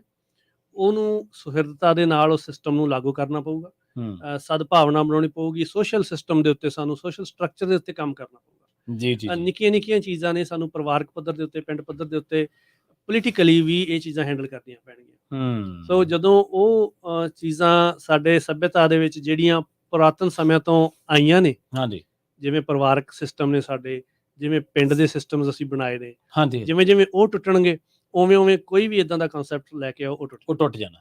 ਸੋ ਇਸ ਕਰਕੇ ਉਸ ਸਮੁੱਚੇ ਪੋਲੀਟੀਕਲ ਸਿਸਟਮ ਤੇ ਸੋਸ਼ਲ ਪੋਲੀਟੀਕਲ ਸਿਸਟਮ ਉੱਤੇ ਸਾਨੂੰ ਕੰਮ ਕਰਨ ਦੀ ਲੋੜ ਹੈ। ਇਹ ਗੱਲ ਜਿਹੜੀ ਤੁਹਾਡੀ ਇਸ ਕਰਕੇ ਵੀ ਥੋੜੀ ਜਿਹੀ ਵਜ਼ਨਦਾਰ ਹੈਗੀ ਹੈ, ਕਿਉਂਕਿ ਇਹਦੀ ਮਿਸਾਲ ਇੱਕ ਲੰਘੇ ਦਿਨਾਂ ਦੇ ਵਿੱਚ ਮਿਲਦੀ ਆ। ਕਿਸਾਨਾਂ ਨੇ ਟਮਾਟਰ ਵੇਚਿਆ 1 ਰੁਪਏ ਕਿਲੋ ਜੀ। ਕਈ ਤਾਂ ਦਰਿਆਵਾਂ ਨਦੀਆਂ ਦੇ ਵਿੱਚ ਲਾ ਕੇ ਆਏ, ਕਿਉਂਕਿ ਫਸਲ ਬੰਪਰ ਸੀ, ਆ ਮੰਡੀ 'ਚ ਬਹੁਤ ਗਈ, ਉਹਨਾਂ ਖਰੀਦਦਾਰ ਹੈ ਨਹੀਂ ਸੀ। ਉਹੀ ਟਮਾਟਰ 48 45 48 50 ਦਿਨਾਂ ਬਾਅਦ ਅੱਜ 150 ਰੁਪਏ 140 ਰੁਪਏ ਵਿਕ ਰਿਹਾ। ਜਿਵੇਂ ਤੁਸੀਂ ਕਹਿ ਰਹੇ ਹੋ ਕਿ ਜੇਕਰ ਕੋਆਪਰੇਟਿਵ ਸਿਸਟਮ ਦੇ ਵਿੱਚ ਆਪਾਂ ਸਟੋਰੇਜ ਵੱਲ ਨੂੰ ਜਾਵਾਂਗੇ ਤਾਂ ਜਿਵੇਂ 20 ਕਿਸਾਨ ਇਕੱਠੇ ਹੋ ਗਏ, ਟਮਾਟਰ ਦੀ ਖੇਤੀ ਕਰਦੇ, ਹੁਣ ਸਾਰੇ ਤਾਂ ਟਮਾਟਰ ਦੀ ਖੇਤੀ ਜ਼ਾਹਰ ਜੀ ਗੱਲ ਨਹੀਂ ਕਰਦੇ ਹੋਣਗੇ, ਔਰ ਉਹਦੇ ਵਿੱਚ ਉਹਨਾਂ ਦੀ ਉਹ ਫਸਲ ਸਟੋਰ ਕਰਨ ਦਾ ਉਹਦੇ 'ਚ ਕੋਈ ਨਾ ਕੋਈ ਪ੍ਰਬੰਧ ਜ਼ਰੂਰ ਹੋਊਗਾ। ਜਿਹੜਾ 1 ਰੁਪਏ ਤੋਂ ਲੈ ਕੇ 150 ਰੁਪਏ ਤੱਕ ਦੀ ਜਿਹੜੀ ਮੁਨਾਫਾ ਹੀ ਹੈ ਮਾਰਕੀਟ ਨੂੰ, 145 40 ਰੁਪਏ, ਚਲੋ ਕੁਛ ਲਾਗਤ ਵੀ ਕੱਢ ਦਿਓ, ਤਾਂ ਜਿਹੜਾ ਉਹ 120 22 ਗੁਣਾ ਰੁਪਏ ਜਿਹੜੀ ਚੀਜ਼ ਵਧੀ ਹੈ ਉਹਦਾ ਹਿੱਸੇਦਾਰ ਕਿਸਾਨ ਵੀ ਤਾਂ ਹੋਣਾ। ਬਿਲਕੁਲ। ਇਹ ਮੈਂ ਤੁਹਾਨੂੰ ਉਦਾਹਰਨ ਦਿੰਦਾ, ਅਸੀਂ ਇੱਥੇ ਗੱਲ ਕਰਦੇ ਹੁੰਦੇ ਹਾਂ ਜਿਹੜੇ ਫੈਡਰਲ ਮਾਰਕੀਟਿੰਗ ਆਰਡਰਸ ਨੇ ਜਾਂ ਸਟੇਟ ਮਾਰਕੀਟਿੰਗ ਆਰਡਰਸ ਨੇ, almond board of California, raisin bargain association, ਹੋਰ ਬਥੇਰੀਆਂ ਇਹੋ ਜਿਹੀਆਂ ਨੇ ਜਿਹੜੀਆਂ 1937 ਦੀ ਨਿਊ ਡੀਲ ਦੇ ਵਿੱਚ ਇੱਥੇ ਹੋਂਦ ਦੇ ਵਿੱਚ ਆਈਆਂ ਸੀ ਅਮਰੀਕਾ ਦੇ ਵਿੱਚ। ਠੀਕ ਹੈ, ਠੀਕ ਹੈ। ਹੁਣ ਕੁਝ ਸੰਸਥਾਵਾਂ ਥੋੜ੍ਹੀਆਂ ਜਿਹੀਆਂ ਘੱਟ ਕੰਮ ਕਰ ਰਹੀਆਂ ਨੇ, ਕੁਝ ਬਹੁਤ ਵਧੀਆ ਕੰਮ ਕਰ ਰਹੀਆਂ ਨੇ। ਹਾਂਜੀ। ਪਰ ਉਹਨਾਂ ਦੇ ਗਠਨ ਦਾ ਮੁੱਖ ਮਕਸਦ ਇਹ ਸੀ ਕਿ ਇੱਥੋਂ ਦੇ ਸੰਵਿਧਾਨ ਦੇ ਵਿੱਚ ਉਹ ਲਿਆਂਦੀਆਂ ਗਈਆਂ, ਤੇ ਉਹਨਾਂ ਦੇ ਗਠਨ ਦਾ ਮੁੱਖ ਮਕਸਦ ਇਹ ਸੀ ਕਿ ਕਿਸਾਨਾਂ ਦੇ ਵਿੱਚ ਤੇ ਵਿਕਰੇਤਾ ਜਾਂ ਉਸ ਤੋਂ ਬਾਅਦ ਕੰਜ਼ਿਊਮਰ ਦੇ ਵਿਚਕਾਰ ਇੱਕ ਇਹੋ ਜਿਹੀ ਬਾਡੀ ਹੋਵੇ ਜਿਹਦੇ ਵਿੱਚ ਕਿਸਾਨਾਂ ਦਾ ਹੱਕ ਹੋਵੇ, ਉਹਨਾਂ ਦਾ ਹੱਥ ਹੋਵੇ ਮੇਨ, ਤੇ ਉਹ ਰੈਗੂਲੇਟ ਕਰਨ। ਕਿਸ ਚੀਜ਼ ਨੂੰ ਰੈਗੂਲੇਟ ਕਰਨ? ਮਾਰਕੀਟ ਨੂੰ ਤੇ ਆਪਣੀਆਂ ਪ੍ਰਾਈਸਿਸ ਨੂੰ। ਠੀਕ ਹੈ। ਇੱਕ ਉਦਾਹਰਨ ਹੈ, ਟਮਾਟਰਾਂ ਦੀ ਉਦਾਹਰਨ ਹੀ ਲੈ ਲਓ। ਫਰਜ਼ ਕਰੋ ਇੱਥੋਂ ਦੇ ਟਮਾਟਰ ਗਰੋਅਰ ਨੇ, ਇੱਕ ਸੰਸਥਾ ਇਹੋ ਜਿਹੀ ਹੋਵੇ ਜਿਹੜੀ ਟਮਾਟਰਾਂ ਦਾ ਰਕਬਾ ਪਹਿਲਾਂ ਤਾਂ ਨਿਰਧਾਰਤ ਕਰੇ ਕਿ ਸਾਡੇ ਕੋਲੇ ਇੰਨੀ ਮੰਗ ਹੈ, ਇੱਥੇ ਅਸੀਂ ਪੋਟੈਂਸ਼ੀਅਲ ਹੈਗਾ, ਇੰਨੀ ਮਾਰਕੀਟ ਦੀ ਡਿਮਾਂਡ ਹੈਗੀ ਹੈ, ਇਹਦੇ ਹਿਸਾਬ ਦੇ ਨਾਲ ਇੰਨੇ ਕੁ ਏਕੜ ਸਾਨੂੰ ਚਾਹੀਦੇ ਐਤਕੀ ਟਮਾਟਰਾਂ ਦੇ। ਠੀਕ ਹੈ। ਪਹਿਲਾਂ ਤਾਂ ਓਨੇ ਹੀ ਲਾਏ ਜਾਣ, ਜਾਂ ਉਦੋਂ ਥੋੜੇ ਜਿਹੇ ਵੱਧ ਲਾਏ ਜਾਣ ਤਾਂ ਕਿ ਥੋੜਾ ਬਹੁਤਾ ਜੇ ਨੁਕਸਾਨ ਹੁੰਦਾ ਤਾਂ। ਫਿਰ ਉਸ ਤੋਂ ਬਾਅਦ ਉਹ ਕਿੱਥੇ ਕਿੱਥੇ ਵੇਚਣੇ ਨੇ, ਅਗਾਊਂ ਕੰਟਰੈਕਟ ਹੋਣ, ਤੇ ਉਹ ਜਿਹੜੀ ਚੀਜ਼ ਨਿਰਧਾਰਤ ਕਰਨੀ ਹੈ ਕਿ ਉਹਦੀ ਸਪਲਾਈ ਕਿਵੇਂ ਕਿਵੇਂ ਆਊਗੀ, ਕਿੰਨਾ ਟਮਾਟਰ ਸਟੋਰੇਜ ਦੇ ਵਿੱਚ ਰਹੂਗਾ। ਹਾਂਜੀ। ਉਹ ਥੋੜਾ ਚਿਰ ਪਹਿਲਾਂ ਤੋੜਨਾ, ਹਰੇ ਸਟੇਜ ਦੇ ਉੱਤੇ ਤੋੜਨਾ, ਤਾਂ ਕਿ ਸਟੋਰੇਜ ਦੇ ਵਿੱਚ ਰਹਿੰਦਾ ਪੱਕ ਜਾਵੇ, ਤਾਂ ਕਿ ਮਾਰਕੀਟ ਦਾ ਨਿਯੰਤਰਣ ਹੋਵੇ। ਹੁਣ ਉੱਦਾਂ ਦੀਆਂ ਆਰਗੇਨਾਈਜੇਸ਼ਨਸ ਪੰਜਾਬ ਦੇ ਵਿੱਚ ਜਿਵੇਂ ਬਣਾਈਆਂ ਸੀਗੀਆਂ, ਮਾਰਕਫੈਡ ਵਗੈਰਾ ਜਾਂ ਹੋਰ ਸੀਗੀਆਂ, ਪਰ ਉਹ ਕਿੱਥੇ ਨੇ? ਉਹ ਖਲਾਅ ਹੈ। ਪੰਜਾਬ ਦੇ ਵਿੱਚ ਬਹੁਤ ਸਾਰੀਆਂ ਕਮੋਡਿਟੀਜ਼, ਬਹੁਤ ਸਾਰੀਆਂ ਵਸਤਾਂ, ਭਾਵੇਂ ਉਹ ਸੰਤਰੇ ਲੈ ਲਓ, ਸਬਜ਼ੀਆਂ ਲੈ ਲਓ, ਫਲ ਲੈ ਲਓ, ਹੋਰ ਉਹ ਬਹੁਤ ਸਾਰੀਆਂ ਵਸਤਾਂ ਦੇ ਵਿੱਚ ਇਹ ਇੱਕ ਖਲਾਅ ਹੈ। ਕੋਈ ਇਹੋ ਜਿਹੀ ਬਾਡੀ ਨਹੀਂ ਹੈ ਜਿਹਦੀ ਫਾਰਮਰ ਕੰਟਰੋਲ ਕਰਨ ਤੇ ਉਹਦੀ ਸਪਲਾਈ ਵੀ ਫਾਰਮਰ ਕੰਟਰੋਲ ਕਰਨ। ਜਦੋਂ ਸਪਲਾਈ ਕੰਟਰੋਲ ਹੋ ਜੂਗੀ ਤਾਂ ਫਿਰ ਪ੍ਰਾਈਸਿਸ ਵੀ ਇਕਸਾਰ ਰਹਿਣਗੇ। ਠੀਕ ਹੈ। ਤੁਹਾਡਾ ਕਹਿਣ ਤੋਂ ਭਾਵ ਇਹ ਹੈ ਕਿ ਜੇਕਰ ਅਸੀਂ ਵਾਕਈ ਉਹ ਮੁਨਾਫਾ ਖੱਟਣਾ ਤੇ ਸਾਨੂੰ ਪਹਿਲਾਂ ਲਾਉਣ ਵੇਲੇ, ਫਸਲ ਲਾਉਣ ਵੇਲੇ ਇਹ ਤੈਅ ਕਰਨਾ ਪਊਗਾ ਕਿੰਨੀ ਲੱਗੀ। ਹਾਂਜੀ। ਉਹ ਜਿਹੜੀਆਂ ਆਰਗੇਨਾਈਜੇਸ਼ਨਸ ਨੇ ਨਾ, ਉਹ ਚੱਲਦੀਆਂ ਕਾਹਦੇ ਬੇਸ ਤੇ ਨੇ? ਹੁਣ ਉਹਦੇ ਵਿੱਚ ਵੀ ਹੈ ਕਿ ਫਾਰਮਰ ਟੈਕਸ ਲਾਉਂਦੇ ਨੇ ਆਪਣੇ ਆਪ ਤੇ, ਹਾਂਜੀ। ਹਰੇਕ ਡੱਬੇ ਮਗਰ ਕੁਛ ਸੈਂਟ, ਕੁਛ ਪੈਸੇ ਟੈਕਸ ਉਸ ਬੋਰਡ ਨੂੰ ਜਾਂਦਾ ਹੂੰ, ਤੇ ਉਹ ਫਿਰ ਬੋਰਡ ਦੇ ਕੋਲੇ ਇੰਨੇ ਕੁ ਪੈਸੇ ਹੁੰਦੇ ਆ, ਇੰਨੀ ਕੁ ਉਹਦੇ ਕੋਲੇ ਸਮਰੱਥਾ ਹੁੰਦੀ ਹੈ ਹੂੰ, ਕਿ ਉਹ ਮਾਰਕੀਟਿੰਗ ਦੇ ਲਈ ਅਪਰਚੁਨਿਟੀਜ਼ ਵਿਕਸਿਤ ਕਰ ਸਕਣ। ਉਹ ਬਾਹਰ ਵੀ ਜੇ ਭੇਜਣੀ, ਐਕਸਪੋਰਟ ਵੀ ਕਰਨੀ ਹੈ, ਉਹਦੇ ਉੱਤੇ ਵੀ ਕਰ ਸਕਣ। ਹੂੰ, ਜੇ ਹੂੰ, ਕੋਈ ਖੋਜ ਵੀ ਕਰਨੀ ਹੈ ਹੂੰ, ਤਾਂ ਮਾਰਕੀਟਿੰਗ ਦੀ ਖੋਜ ਉਹ ਵੀ ਉਹ ਕਰਵਾ ਸਕਣ। ਠੀਕ ਹੈ। ਸੋ ਇਹ ਸਾਰੀਆਂ ਚੀਜ਼ਾਂ, ਜਿਹੜਾ ਉਹ ਖਲਾਅ ਹੈ, ਹੂੰ, ਉਸ ਖਲਾਅ ਦਾ ਫਿਰ ਫਾਇਦਾ ਕੌਣ ਚੁੱਕਦਾ ਹੈ? ਹੂੰ, ਜਿਹੜੀਆਂ ਵੱਡੀਆਂ ਕੰਪਨੀਆਂ ਨੇ ਜਿਨ੍ਹਾਂ ਜਾਂ ਕੋਲ ਵੱਡੇ ਸਟੋਰੇਜ, ਵਪਾਰੀ ਨੇ। ਹਾਂਜੀ, ਵੱਡੇ ਵੱਡੇ ਵਪਾਰੀ। ਵਪਾਰੀ ਨੇ, ਉਹਨਾਂ ਦੇ ਕੋਲੇ ਇੱਕ ਸਾਰਾ ਸਿਸਟਮ ਬਣਿਆ ਹੋਇਆ। ਉਹਨਾਂ ਕੋਲੇ ਮਾਰਕੀਟਿੰਗ ਦੀ ਅਪਰਚੁਨਿਟੀਜ਼ ਵੀ ਆ, ਉਹਨਾਂ ਕੋਲੇ ਖਰੀਦਦਾਰ ਵੀ ਬੈਠੇ ਆ, ਹਾਂਜੀ। ਉਹਨਾਂ ਕੋਲੇ ਸਟੋਰੇਜ ਦੀਆਂ ਫੈਸਿਲਿਟੀਜ਼ ਵੀ ਨੇ। ਹੂੰ, ਹੂੰ, ਉਹ ਆਪਣਾ ਮਾਲ ਰੈਗੂਲੇਟ ਕਰਦੇ। ਹੂੰ, ਗੱਲ ਤਾਂ ਸਾਰੀ ਰੈਗੂਲੇਸ਼ਨ ਦੀ ਹੈ ਨਾ, ਕਿ ਇੰਨਾ ਮਾਲ ਅਸੀਂ ਚੁੱਕਿਆ, ਇੰਨਾ ਸਟੋਰੇਜ ਦੇ ਵਿੱਚ ਕੀਤਾ, ਇੰਨਾ ਖਪ ਗਿਆ ਹੌਲੀ-ਹੌਲੀ ਕਰਕੇ। ਹਾਂਜੀ। ਇਸੇ ਕਰਕੇ ਉਹ ਭਾਅ ਵੱਧ ਮੰਗਦੇ ਆ। ਜਿਹੜਾ ਹੂੰ, 150 ਰੁਪਈਏ ਤੇ ਗਿਆ ਟਮਾਟਰ, ਉਹ ਇਸੇ ਹਾਂਜੀ। ਕਰਕੇ ਹੀ ਹੈ।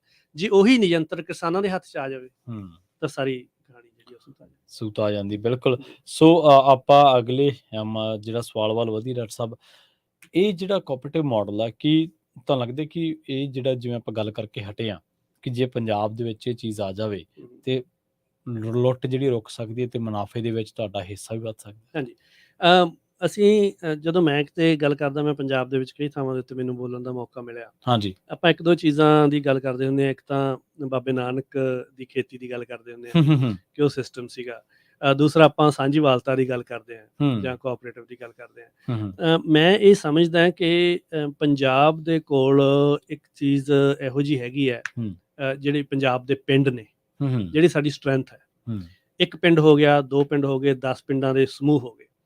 ਪਿੰਡਾਂ ਦੇ ਹਿਸਾਬ ਦੇ ਨਾਲ ਆਪਣਾ ਮਾਈਕਰੋ ਕਲਾਈਮੇਟ ਵੱਖਰਾ-ਵੱਖਰਾ ਹੈ। ਠੀਕ ਹੈ। ਉਹ ਦੱਖਣੀ ਮਾਨਸੇ ਦੇ ਵਿੱਚ ਵੱਖਰਾ ਕਲਾਈਮੇਟ ਹੈ, ਅਬੋਹਰ ਵਾਲੇ ਪਾਸੇ ਵੱਖਰਾ ਹੈ, ਅੰਮ੍ਰਿਤਸਰ ਵਾਲੇ ਪਾਸੇ ਵੱਖਰਾ ਹੈ। ਵੱਖਰਾ ਜੀ। ਸੋ ਇਹ ਪੰਜਾਬ ਸਰਕਾਰ ਦੀ ਵੀ ਜ਼ਿੰਮੇਵਾਰੀ ਬਣਦੀ ਹੈ ਜਾਂ ਯੂਨੀਵਰਸਿਟੀਆਂ ਦੀ ਵੀ ਜ਼ਿੰਮੇਵਾਰੀ ਬਣਦੀ ਹੈ। ਪਹਿਲਾਂ ਤਾਂ ਐਗਰੋ ਕਲਾਈਮੈਟਿਕ ਜ਼ੋਨਸ ਨੇ ਜਿਹੜੇ, ਹੂੰ, ਹੂੰ, ਉਹ ਜਿਹੜੇ 5 ਐਗਰੋ ਕਲਾਈਮੈਟਿਕ ਜ਼ੋਨ ਨੇ ਪੰਜਾਬ ਦੇ, ਹਾਂਜੀ। ਉਹਨਾਂ ਦੇ ਵਿੱਚ ਵੀ ਗਾਹਾਂ ਜਾ ਕੇ ਇਹ ਨਿਰਧਾਰਤ ਕਰਨ ਕਿ ਕਿੱਥੇ ਕਿਹੜੀ ਫਸਲ ਦੀ ਕਿਹੜੀ ਵੈਰਾਈਟੀ ਵਧੀਆ ਹੋ ਸਕਦੀ ਹੈ। ਠੀਕ ਹੈ। ਸਭ ਤੋਂ ਵਧੀਆ ਕੁਆਲਿਟੀ ਉਸ ਪ੍ਰੋਡਿਊਸ ਦੀ, ਫਲ ਦੀ ਜਾਂ ਸਬਜ਼ੀ ਦੀ ਕਿੱਥੋਂ ਆਊਗੀ। ਮਿਲਣੀ ਚਾਹੀਦੀ, ਹਾਂਜੀ। ਸੋ ਫਿਰ ਉੱਥੇ ਜਦੋਂ ਉਹ ਰੈਗੂਲੇਟ ਹੋ ਜੂਗੀ, ਉਹਦੀ ਪ੍ਰੋਡਕਸ਼ਨ ਰੈਗੂਲੇਟ ਹੋ ਜੂਗੀ, ਹੂੰ, ਉੱਥੋਂ ਫਿਰ ਚੰਗੇ ਮੰਡੀਕਰਨ ਦਾ ਮੁੱਢ ਵੱਜਦਾ ਹੈ। ਹੂੰ, ਦੂਸਰੀ ਗੱਲ ਇਹ ਹੈ ਕਿ ਜਿਹੜੀ ਵੀ ਕੋਈ ਇੰਡਸਟਰੀ ਲੱਗਣੀ ਹੈ, ਉਹ ਭਾਵੇਂ ਉਹ ਜ਼ਰੂਰੀ ਨਹੀਂ ਹੈ ਕਿ ਉਹ ਬਹੁਤ ਗ੍ਰੈਂਡ ਪੱਧਰ ਦੀ, ਬਹੁਤ ਵੱਡੇ ਪੱਧਰ ਦੀ ਲੱਗੇ ਤੇ ਪੰਜਾਬ 'ਚ ਇੱਕ ਹੀ ਲੱਗੇ। ਹੂੰ, ਉਹਦੇ ਨਾਲ ਇੱਕ ਦੀ ਬਜਾਏ ਜੇ 40, 45, 50 ਛੋਟੀਆਂ-ਛੋਟੀਆਂ ਲਾ ਦਿੱਤੀਆਂ ਜਾਣ ਤੇ ਹਾਂਜੀ। ਹਰੇਕ ਬਲਾਕ ਦੇ ਵਿੱਚ ਜਿੱਥੇ ਜਿਹਦੀ ਲੋੜ ਆ ਉਹ ਲਾ ਦਿੱਤੀਆਂ ਜਾਣ, ਹੂੰ, ਉਹਦੇ ਨਾਲ ਜ਼ਿਆਦਾ ਫਾਇਦਾ ਹੋ ਸਕਦਾ। ਜੀ, ਜੀ। ਸੋ ਪੰਜਾਬ ਦੇ ਪਿੰਡਾਂ ਨੂੰ, ਪਿੰਡਾਂ ਦੇ ਮਾਡਲ ਨੂੰ, ਹੂੰ, ਹੂੰ, ਭਾਈਚਾਰਕ ਮਾਡਲ ਨੂੰ, ਉਹਨਾਂ ਨੂੰ ਵਰਤ ਕੇ ਛੋਟੇ ਪਿੰਡਾਂ ਦੇ ਕਲਸਟਰ ਜਾਂ ਲਘੂ ਉਦਯੋਗਾਂ ਨੂੰ ਜਾਂ ਲਘੂ ਫਾਰਮਿੰਗ ਨੂੰ ਉਤਸ਼ਾਹਿਤ ਕਰਨ ਵਾਸਤੇ ਜ਼ੋਰ ਦੇਣਾ ਚਾਹੀਦਾ। ਹੂੰ, ਨਾ ਕਿ ਆਪਾਂ ਇਹ ਕਹੀਏ ਕਿ ਜੀ ਅਸੀਂ ਇੱਦਾਂ ਕਰਦੇ ਹਾਂ ਕਿ 5000 ਏਕੜ ਦੇ ਉੱਤੇ ਸਿੱਧੀ ਇੱਕੋ ਹੀ ਸਬਜ਼ੀ ਲਾ ਰਹੀ ਹੈ, 5000 ਏਕੜ ਦੇ ਟਮਾਟਰ ਲਾ ਰਹੀ ਹੈ ਹੂੰ, ਤੇ ਹੂੰ, ਅਸੀਂ ਯੂਰਪ ਭੇਜਾਂਗੇ ਜਾਂ ਜਾਪਾਨ ਭੇਜਾਂਗੇ। ਹੂੰ, ਉਹਦੇ ਨਾਲੋਂ, ਕਿਉਂਕਿ ਭਾਰਤ ਦੀ ਆਬਾਦੀ ਇੰਨੀ ਜ਼ਿਆਦਾ ਹਾਂਜੀ, ਲਾਗਤ ਤੇ ਤੁਹਾਡੀ ਉੱਥੇ ਲਾਗਤ ਹੈਗੀ। ਉੱਥੇ ਜ਼ਿਆਦਾ, ਮਾਰਕੀਟਿੰਗ, ਸਟ੍ਰੈਟਜੀ ਮਾਰਕੀਟਿੰਗ ਜੇ ਤੁਸੀਂ ਕਰਦੇ ਹੋ, ਅੱਗੇ ਆਪਾਂ ਗੱਲ ਕਰਾਂਗੇ ਹੁਣ ਪੈਸਟੀਸਾਈਡ ਯੂਜ਼ ਦੀ। ਜਦੋਂ ਹਾਂਜੀ। ਤੁਸੀਂ ਕੁਆਲਿਟੀ ਕਿਸੇ ਚੀਜ਼ ਦੀ ਚੰਗੀ ਪੈਦਾ ਕਰਦੇ ਹੋ, ਹੂੰ, ਹੂੰ, ਹੂੰ, ਜ਼ਹਿਰਾਂ ਤੋਂ ਮੁਕਤ, ਹਾਂਜੀ। ਤਾਂ ਫਿਰ ਤੁਸੀਂ ਉਹਦੀ ਮਾਰਕੀਟਿੰਗ ਵੀ ਸੁਚੱਜੇ ਢੰਗ ਦੇ ਨਾਲ ਘੱਟੋ-ਘੱਟ ਬਾਹਰਲੇ ਸਟੇਟਾਂ ਦੇ ਵਿੱਚ ਤਾਂ ਕਰ ਹੀ ਸਕਦੇ ਕਰ ਹੀ ਸਕਦੇ, ਬਿਲਕੁਲ। ਜਿਹੜੀ ਤੁਸੀਂ ਗੱਲ ਕੀਤੀ ਹੈ ਨਾ, ਕਿ ਜੇ ਤੁਸੀਂ ਚੰਗੇ ਢੰਗ ਦੀ ਇੱਕ ਵਧੀਆ ਚੀਜ਼ ਪੈਸਟ ਤੋਂ ਬਿਨਾਂ ਰਹਿਤ ਪੈਦਾ ਕਰਦੇ ਹੋ, ਆਰਗੈਨਿਕ ਫਾਰਮਿੰਗ, ਹੋ। ਜੀ। ਇਹਦੇ ਤੇ ਵੀ ਆਪਾਂ ਚਰਚਾ ਕਰਾਂਗੇ ਬਰਾੜ ਸਾਹਿਬ। ਤੇ ਪਰ ਵੇਲਾ ਹੋ ਚੱਲਿਆ ਇੱਕ ਬ੍ਰੇਕ ਦੇ ਲਈ ਰੁਕਣ ਦਾ। ਮੈਂ ਜਲਦ ਵਾਪਸੀ ਕਰਾਂਗੇ ਬ੍ਰੇਕ ਤੋਂ ਬਾਅਦ ਤੇ ਬ੍ਰੇਕ ਤੋਂ ਪਾਰ। ਸਰੋਤਿਓ, ਤੁਸੀਂ ਵੀ ਜੁੜੇ ਰਹੋ ਪੰਜਾਬੀ ਰੇਡੀਓ ਯੂਐਸਏ ਦੇ ਨਾਲ। ਬ੍ਰੇਕ ਤੋਂ ਪਾਰ ਕੁਝ ਹੋਰ ਅਹਿਮ, ਜਿਹੜਾ ਇਸੇ ਕੜੀ ਦੇ ਤਹਿਤ ਆਪਾਂ ਕੁਝ ਹੋਰ ਅਹਿਮ ਸਵਾਲਾਂ ਦੇ ਵੱਲ ਵਧਾਂਗੇ। ਤੇ ਇੱਕ ਜਿਹੜਾ ਸਵਾਲ ਇਹ ਵੀ ਬਣਦਾ ਹੈ ਕਿ ਆਰਗੈਨਿਕ ਫਾਰਮਿੰਗ ਜਿਹੜੀ ਉਹ ਸੰਭਵ ਹੈ ਜਾਂ ਨਹੀਂ, ਤੇ ਕੀ ਹਰ ਕਿਸਾਨ ਇਹਨੂੰ ਅਫੋਰਡ ਕਰ ਸਕਦਾ ਜਾਂ ਨਹੀਂ, ਜਾਂ ਸ਼ੁਰੂਆਤੀ ਦੌਰ ਦੇ ਵਿੱਚ ਔਖਾ ਲੱਗੂ, ਬਾਅਦ ਦੇ ਵਿੱਚ ਸੌਖਾ ਹੋ ਜਾਊਗਾ। ਸੋ ਇਸ ਮਾਡਲ ਦੀਆਂ ਹੋਰ ਜਿਹੜੀਆਂ ਪਰਤਾਂ ਨੇ, ਹੋਰ ਜਿਹੜੇ ਪਹਿਲੂ ਨੇ, ਉਹਨਾਂ ਤੇ ਵੀ ਚਰਚਾ ਕਰਾਂਗੇ। ਮਿਲਦੇ ਹਾਂ ਇੱਕ ਬ੍ਰੇਕ ਤੋਂ ਬਾਅਦ।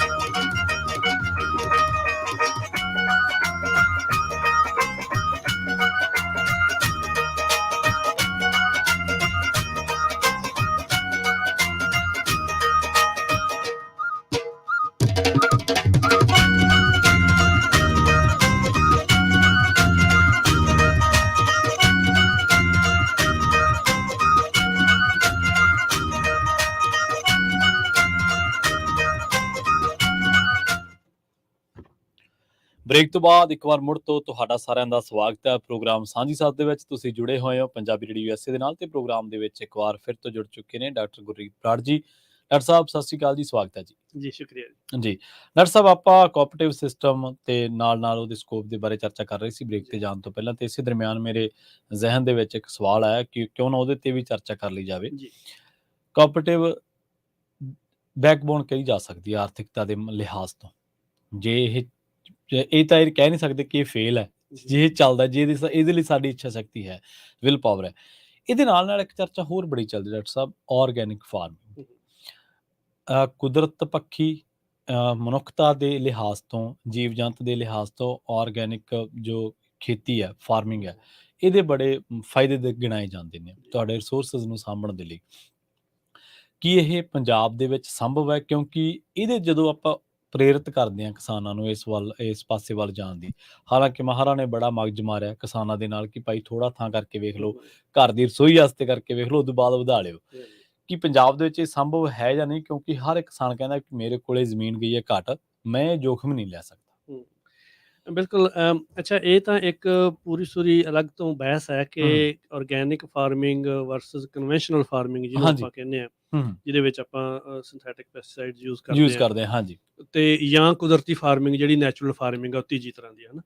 ਉਹਨਾਂ ਦੇ ਵਿੱਚ ਡਿਫਰੈਂਸਸ ਤੇ ਕਿਹੜੀ ਕਿਸ ਤਰੀਕੇ ਨਾਲ ਚੰਗੀ ਹੈ ਜਾਂ ਕਿਹਦੇ ਕੀ ਨੁਕਸਾਨ ਨੇ, ਉਹ ਤਾਂ ਇੱਕ ਵੱਖਰੀ ਬਹਿਸ ਹੈ। ਪਰ ਜੇ ਪੰਜਾਬ ਦੇ ਸੰਦਰਭ ਦੇ ਵਿੱਚ ਗੱਲ ਕਰੀਏ ਤਾਂ ਦੇਖੋ, ਜਿਵੇਂ ਪਹਿਲਾਂ ਜ਼ਿਕਰ ਕੀਤਾ ਕਿ ਪੰਜਾਬ ਦੀ ਮਿੱਟੀ ਦੇ ਵਿੱਚ, ਪਾਣੀ ਦੇ ਵਿੱਚ, ਫਸਲਾਂ ਦੇ ਵਿੱਚ ਜ਼ਹਿਰਾਂ ਦੀ ਮਾਤਰਾ, ਜ਼ਮੀਨਦੋਜ਼ ਪਾਣੀ ਦੇ ਵਿੱਚ ਵੀ ਜ਼ਹਿਰਾਂ ਦੀ ਮਾਤਰਾ, ਬਠਿੰਡੇ ਵਾਲੀ ਕੈਂਸਰ ਟ੍ਰੇਨ ਜਿਹੜੀ ਜਾਂ ਕੈਂਸਰ ਬੈਲਟ, ਉਹ ਇਸ ਗੱਲ ਦੀ ਗਵਾਹ ਹੈ। ਪਰ ਇਹਦੇ ਵਿੱਚ ਇਕੱਲੀ ਕਿਰਸਾਨੀ ਹੀ ਦੋਸ਼ੀ ਨਹੀਂ ਠਹਿਰਾਈ ਜਾ ਸਕਦੀ। ਜਿਹੜਾ ਦੂਸਰੀਆਂ ਫੈਕਟਰੀਆਂ ਦਾ ਗੰਦਾ ਪਾਣੀ ਹੈ, ਜ਼ਹਿਰੀਲਾ ਪਾਣੀ ਹੈ, ਲੁਧਿਆਣੇ ਦੀਆਂ ਜਿੰਨੀਆਂ ਫੈਕਟਰੀਆਂ ਨੇ, ਬੁੱਢੇ ਦਰਿਆ ਨੂੰ ਬੁੱਢਾ ਨਾਲਾ ਬਣਾਤਾ, ਉਹ ਸਾਰੀਆਂ ਧਿਰਾਂ ਕਸੂਰਵਾਰ ਨੇ। ਪਰ ਕਿਉਂਕਿ ਆਪਾਂ ਇੱਥੇ ਫਾਰਮਿੰਗ ਦੀ ਗੱਲ ਕਰਨੇ, ਤੇ ਜਿੰਨਾ ਵੀ ਫਾਰਮਿੰਗ ਦੇ ਵਿੱਚ ਜੋ ਕੁਛ ਇਹ ਗੜਬੜੀ ਹੋ ਰਹੀ ਹੈ, ਉਹਦੇ ਉੱਤੇ ਉਹਦੀ ਜ਼ਿੰਮੇਵਾਰੀ ਲੈਣੀ ਬਣਦੀ ਹੈ ਜਾਂ ਉਹਦੇ ਉੱਤੇ ਧਿਆਨ ਦੇਣਾ ਬਣਦਾ। ਬਿਲਕੁਲ। ਜਦੋਂ ਇਦਾਂ ਦੀ ਸਮੱਸਿਆ ਆਉਂਦੀ ਹੈ ਤਾਂ ਫਿਰ ਆਪਾਂ ਸੂਈ ਦੂਜੇ ਪਾਸੇ ਨੂੰ ਘੁਮਾ ਦਿੰਦੇ ਹਾਂ ਤੇ ਦੂਜੇ ਪਾਸੇ ਐਕਸਟ੍ਰੀਮ ਨੂੰ ਲੈ ਜਾਂਦੇ ਹਾਂ। ਕਈ ਵਿਦਵਾਨ, ਫੇਸਬੁੱਕੀ ਵਿਦਵਾਨ ਇਸ ਗੱਲ ਨੂੰ ਲੈ ਕੇ ਹੀ ਪੋਸਟਾਂ ਪਾਈ ਜਾਂਦੇ ਆ ਕਿ ਹੁਣ ਸਭ ਕੁਛ ਇਹ ਬੰਦ ਕਰ ਦੇਣਾ ਚਾਹੀਦਾ ਹੈ, ਬਈ ਇਹਦਾ ਕਿਸੇ ਵੀ ਕਿਸਮ ਦੀ ਜ਼ਹਿਰ ਜਾਂ ਕਿਸੇ ਵੀ ਕਿਸਮ ਦੀ ਦਵਾਈ ਉਹ ਛਿੜਕਣੀ ਨਹੀਂ ਚਾਹੀਦੀ, ਬਿਲਕੁਲ ਕੁਦਰਤੀ। ਪਹਿਲੀ ਤਾਂ ਗੱਲ, ਆਪਾਂ ਨੂੰ ਆਰਗੈਨਿਕ ਫਾਰਮਿੰਗ ਤੇ ਕੁਦਰਤੀ ਫਾਰਮਿੰਗ ਦੇ ਵਿੱਚ ਫਰਕ ਸਮਝਣਾ ਚਾਹੀਦਾ। ਕੁਦਰਤੀ ਦਾ ਮਤਲਬ ਤਾਂ ਇਹ ਹੈ ਕਿ ਬਿਲਕੁਲ ਕੁਦਰਤੀ ਹੈ। ਤੁਸੀਂ ਬੀਜ ਬੀਜਤਾ ਤੇ ਉਹਨੂੰ ਪਾਣੀ ਵੀ ਨਹੀਂ ਲਾਉਣਾ, ਕਿਉਂਕਿ ਜੇ ਪਾਣੀ ਵੀ ਤੁਸੀਂ ਸਿੰਚਾਈ ਕਰਤੀ ਤਾਂ ਮਤਲਬ ਉਹ ਗੈਰ ਕੁਦਰਤੀ ਹੋ ਗਿਆ ਨਾ। ਹਾਂਜੀ, ਠੀਕ ਹੈ ਜੀ, ਠੀਕ ਹੈ। ਹੁਣ ਸਿੰਚਾਈ ਵੀ ਲਾਈ ਤਾਂ ਗੈਰ ਕੁਦਰਤੀ ਆ, ਉਹਨੂੰ ਰੱਬ ਦੇ ਆਸਰੇ ਛੱਡ ਦਿਓ। ਕੁਦਰਤ ਨੇ ਜੋ ਕੁਛ ਲਾਤਾ, ਜਿਵੇਂ ਪਹਿਲਾਂ ਜੰਗਲਾਂ ਦੇ ਵਿੱਚ ਹੁੰਦਾ ਸੀ, ਆਪਾਂ ਕੋਈ ਬੈਰੀਜ਼ ਤੋੜ ਲਿਆਉਂਦੇ ਸੀ ਤੇ ਖਾ ਲੈਂਦੇ ਸੀ, ਠੀਕ ਹੈ। ਕੁਦਰਤੀ ਫਾਰਮਿੰਗ, ਚਲੋ ਪਾਣੀ ਦੀ ਐਕਸੈਪਸ਼ਨ ਮੰਨ ਲਈਏ, ਚਲੋ ਪਾਣੀ ਲਾ ਲਿਆ, ਠੀਕ ਹੈ। ਉਸ ਤੋਂ ਬਿਨਾਂ ਤੁਸੀਂ ਹੋਰ ਕੋਈ ਵੀ ਚੀਜ਼ ਨਾ ਉਹਦੇ ਤੇ ਪਾਓ ਜਾਂ ਕੋਈ ਖਾਦ ਨਾ ਪਾਓ। ਜੇਕਰ ਤੁਸੀਂ ਉਹਦੇ ਉੱਤੇ ਆਰਗੈਨਿਕਲੀ ਅਪਰੂਵਡ ਖਾਦਾਂ ਪਾ ਰਹੇ ਹੋ, ਜਿਹੜੀਆਂ ਆਰਗੈਨਿਕ ਮਟੀਰੀਅਲ ਰਿਸਰਚ ਇੰਸਟੀਚਿਊਟਸ ਨੇ ਜਾਂ ਵੱਖਰੇ ਵੱਖਰੇ ਮੁਲਕਾਂ ਦੀਆਂ ਜੋ ਵੀ ਸੰਗਠਨ ਹੈਗੇ ਨੇ, ਉਹਨਾਂ ਵੱਲੋਂ ਅਪਰੂਵਡ ਨੇ, ਉਹਨਾਂ ਵੱਲੋਂ ਮੋਹਰ ਲੱਗੀ ਹੈ ਕਿ ਹਾਂ ਇਹ ਆਰਗੈਨਿਕ ਚ ਪਾਈਆਂ ਜਾ ਸਕਦੀਆਂ, ਜੇ ਤੁਸੀਂ ਉਹ ਪਾਉਂਦੇ ਹੋ ਤਾਂ ਇਹਦਾ ਮਤਲਬ ਤੁਸੀਂ ਆਰਗੈਨਿਕ ਫਾਰਮਿੰਗ ਕਰਦੇ ਹੋ, ਠੀਕ ਹੈ। ਦੂਸਰੀ ਗੱਲ, ਇੰਡਸਟਰੀਅਲ ਪੱਧਰ ਦੇ ਉੱਤੇ ਜਿਹੜੀ ਆਰਗੈਨਿਕ ਫਾਰਮਿੰਗ ਹੁੰਦੀ ਹੈ, ਚਾਈਨਾ ਦੇ ਵਿੱਚ, ਅਮਰੀਕਾ ਦੇ ਵਿੱਚ, ਯੂਰਪ ਦੇ ਵਿੱਚ, ਇੰਡੀਆ ਦੇ ਵਿੱਚ ਵੀ ਇੰਡਸਟਰੀਅਲ ਪੱਧਰ ਤੇ ਜਦੋਂ ਇੱਕ ਸਮੁੱਚੀ ਇੰਡਸਟਰੀ ਬਣ ਗਈ ਤਾਂ ਉਹਦੇ ਵਿੱਚ ਜੇ ਤੁਸੀਂ ਦੇਖੋਗੇ ਤਾਂ ਕੈਮੀਕਲ ਇਹੋ ਜਿਹੇ ਤੁਹਾਨੂੰ ਲੱਭ ਜਾਣਗੇ ਕਿ ਉਹ ਵੀ ਕੈਂਸਰ ਕਾਜ਼ਿੰਗ ਕੈਮੀਕਲਸ ਹੈਗੇ ਨੇ, ਭਾਵੇਂ ਕਿ ਉਹ ਉਹਨਾਂ ਦੀ ਆਰਗੈਨਿਕ ਫਾਰਮਿੰਗ ਦੇ ਵਿੱਚ ਅਪਰੂਵਲ ਮਿਲੀ ਹੋਈ ਉਹਨਾਂ ਨੂੰ, ਪਰ ਉਹਨਾਂ ਦੇ ਵਿੱਚ ਵੀ ਬਹੁਤ ਸਾਰੇ ਇਹੋ ਜਿਹੇ ਲੱਭ ਜਾਣਗੇ। ਸੋ ਆਪਾਂ ਇੱਕ ਪਾਸੇ ਜੇ ਆਪਣੇ ਸਿਸਟਮ ਦੇ ਵਿੱਚ ਬਹੁਤ ਸਾਰੀਆਂ ਜ਼ਹਿਰਾਂ ਆ ਗਈਆਂ ਨੇ, ਦੂਜੇ ਪਾਸੇ ਆਪਾਂ ਕਹਿ ਦਈਏ ਕਿ ਆਪਾਂ ਦਵਾਈ ਬਿਲਕੁਲ ਵੀ ਨਹੀਂ ਲੈਣੀ, ਉਹਦਾ ਤਾਂ ਮਤਲਬ ਇਹ ਹੋਇਆ ਨਾ ਕਿ ਮੰਨ ਲਓ ਕੋਈ ਸਾਡੇ ਪਰਿਵਾਰ 'ਚ ਜਾਂ ਸਾਡੇ ਪਿੰਡ ਦੇ ਵਿੱਚ ਕੋਈ ਬੰਦਾ ਓਵਰਡੋਜ਼ ਨਾਲ ਮਰ ਗਿਆ, ਉਹਨੇ ਦਵਾਈ ਇਹੋ ਜਿਹੀ ਨੀਂਦ ਵਾਲੀ ਦਵਾਈਆਂ ਇਕੱਠੀਆਂ ਖਾ ਲਈਆਂ, ਤੇ ਮੈਨੂੰ ਕੋਈ 6 ਵਜੇ ਤੇ ਡਾਕਟਰ ਮੈਨੂੰ ਐਂਟੀਬਾਇਓਟਿਕ ਦੇਵੇ ਤੇ ਮੈਂ ਕਹਾਂ ਵੀ ਮੈਂ ਤਾਂ ਬਿਲਕੁਲ ਹੀ ਨਹੀਂ ਖਾਣੀ, ਮੈਂ ਤਾਂ ਕੋਈ ਜੜ੍ਹਾਂ ਦਾ ਅਰਕ ਦਿਓ ਤੇ ਮੈਂ ਤਾਂ ਉਸੇ ਨਾਲ ਹੀ ਠੀਕ ਹੋਣਾ, ਉਹ ਫਿਰ ਦੋਵੇਂ ਪਾਸੇ ਗਲਤ ਹੋ ਜਾਂਦਾ ਨਾ। ਐਕਸਟ੍ਰੀਮਿਜ਼ਮ ਤਾਂ ਦੋਵੇਂ ਪਾਸੇ ਮਾੜਾ ਹੈ। ਸੋ ਅਸੀਂ ਜਦੋਂ ਗੱਲ ਕਰਦਾ, ਮੈਂ ਜਿਹੜੀ ਚੀਜ਼ ਦੇ ਉੱਤੇ ਜ਼ੋਰ ਦਿੰਦਾ ਹੁੰਦਾ ਉਹ ਇਹ ਹੈ ਕਿ ਮਿਨੀਮਮ ਮਾਤਰਾ ਜਿੰਨੀ ਲੋੜੀਂਦੀ ਹੈ ਓਨੀ ਮਾਤਰਾ, ਤੇ ਮਿੱਥ ਕੇ ਥੋੜੀ ਮਾਤਰਾ ਜਿਹੜੀ ਕਿ ਸਿਰਫ ਕੀੜੇ ਮਕੌੜੇ ਜਾਂ ਬਿਮਾਰੀ ਨੂੰ ਮਾਰਨ ਵਾਸਤੇ ਸਹਾਈ ਹੋਵੇ। ਤੇ ਉਸ ਤੋਂ ਬਾਅਦ ਜਦੋਂ ਆਪਾਂ ਉਹਦੀ ਸਬਜ਼ੀ ਤੋੜਨੀ ਹੈ ਉਹ ਉਹਦੇ 14 ਦਿਨ ਦੇ ਵਿੱਚ ਨਾ ਤੋੜੀ ਜਾਵੇ ਸਪਰੇਅ ਦੇ, ਉਹ ਸਾਰੀਆਂ ਰੈਗੂਲੇਸ਼ਨ, ਜਿੱਥੇ ਕਿ ਪੰਜਾਬ ਦੀ ਸਰਕਾਰ ਬਿਲਕੁਲ ਗਾਇਬ ਹੈ। ਅੱਛਾ, ਠੀਕ ਹੈ। ਪੰਜਾਬ ਦਾ ਖੇਤੀ ਮਹਿਕਮਾ ਗਾਇਬ ਹੈ, ਪੰਜਾਬ ਦੀ ਸਰਕਾਰ ਗਾਇਬ ਹੈ ਕਿ ਉਸ ਚੀਜ਼ ਨੂੰ ਰੈਗੂਲੇਟ ਕਿਵੇਂ ਕਰਨਾ। ਹੁਣ ਜੇ ਅਸੀਂ ਦਵਾਈਆਂ ਨੂੰ ਰੈਗੂਲੇਟ ਨਹੀਂ ਕਰਾਂਗੇ, ਜਿਹੜਾ ਬੰਦਾ ਜਿਹੜੀ ਮਰਜ਼ੀ ਦਵਾਈ ਕੈਮਿਸਟ ਤੋਂ ਜਾ ਕੇ ਲੈ ਲਵੇ, ਜਿੰਨੀ ਮਰਜ਼ੀ ਖਾ ਲਵੇ, ਤੇ ਫਿਰ ਆਪਾਂ ਕਸੂਰ ਦਵਾਈ 'ਚ ਨਹੀਂ ਨਾ ਕੱਢਾਂਗੇ, ਕਸੂਰ ਤਾਂ ਉਸ ਸਿਸਟਮ 'ਚ ਕੱਢਾਂਗੇ ਜਿਹੜਾ ਲੋਕਾਂ ਨੂੰ ਇਸ ਤਰ੍ਹਾਂ ਅਲਾਓ ਕਰਦਾ। ਸੋ ਇਸੇ ਤਰੀਕੇ ਦੇ ਨਾਲ ਜੇਕਰ ਆਪਾਂ ਸਿਸਟਮ ਨਹੀਂ ਕੋਈ ਬਣਾਵਾਂਗੇ ਤਾਂ ਫਿਰ ਸਮੱਸਿਆਵਾਂ ਆਉਣਗੀਆਂ। ਜੇਕਰ ਉਹ ਸਿਸਟਮ ਬਣ ਜਾਊਗਾ, ਪ੍ਰੋਪਰ ਮਿਕਦਾਰ ਜਿੰਨੀ ਚਾਹੀਦੀ ਹੈ ਉਨੀ ਮਿਲੂਗੀ।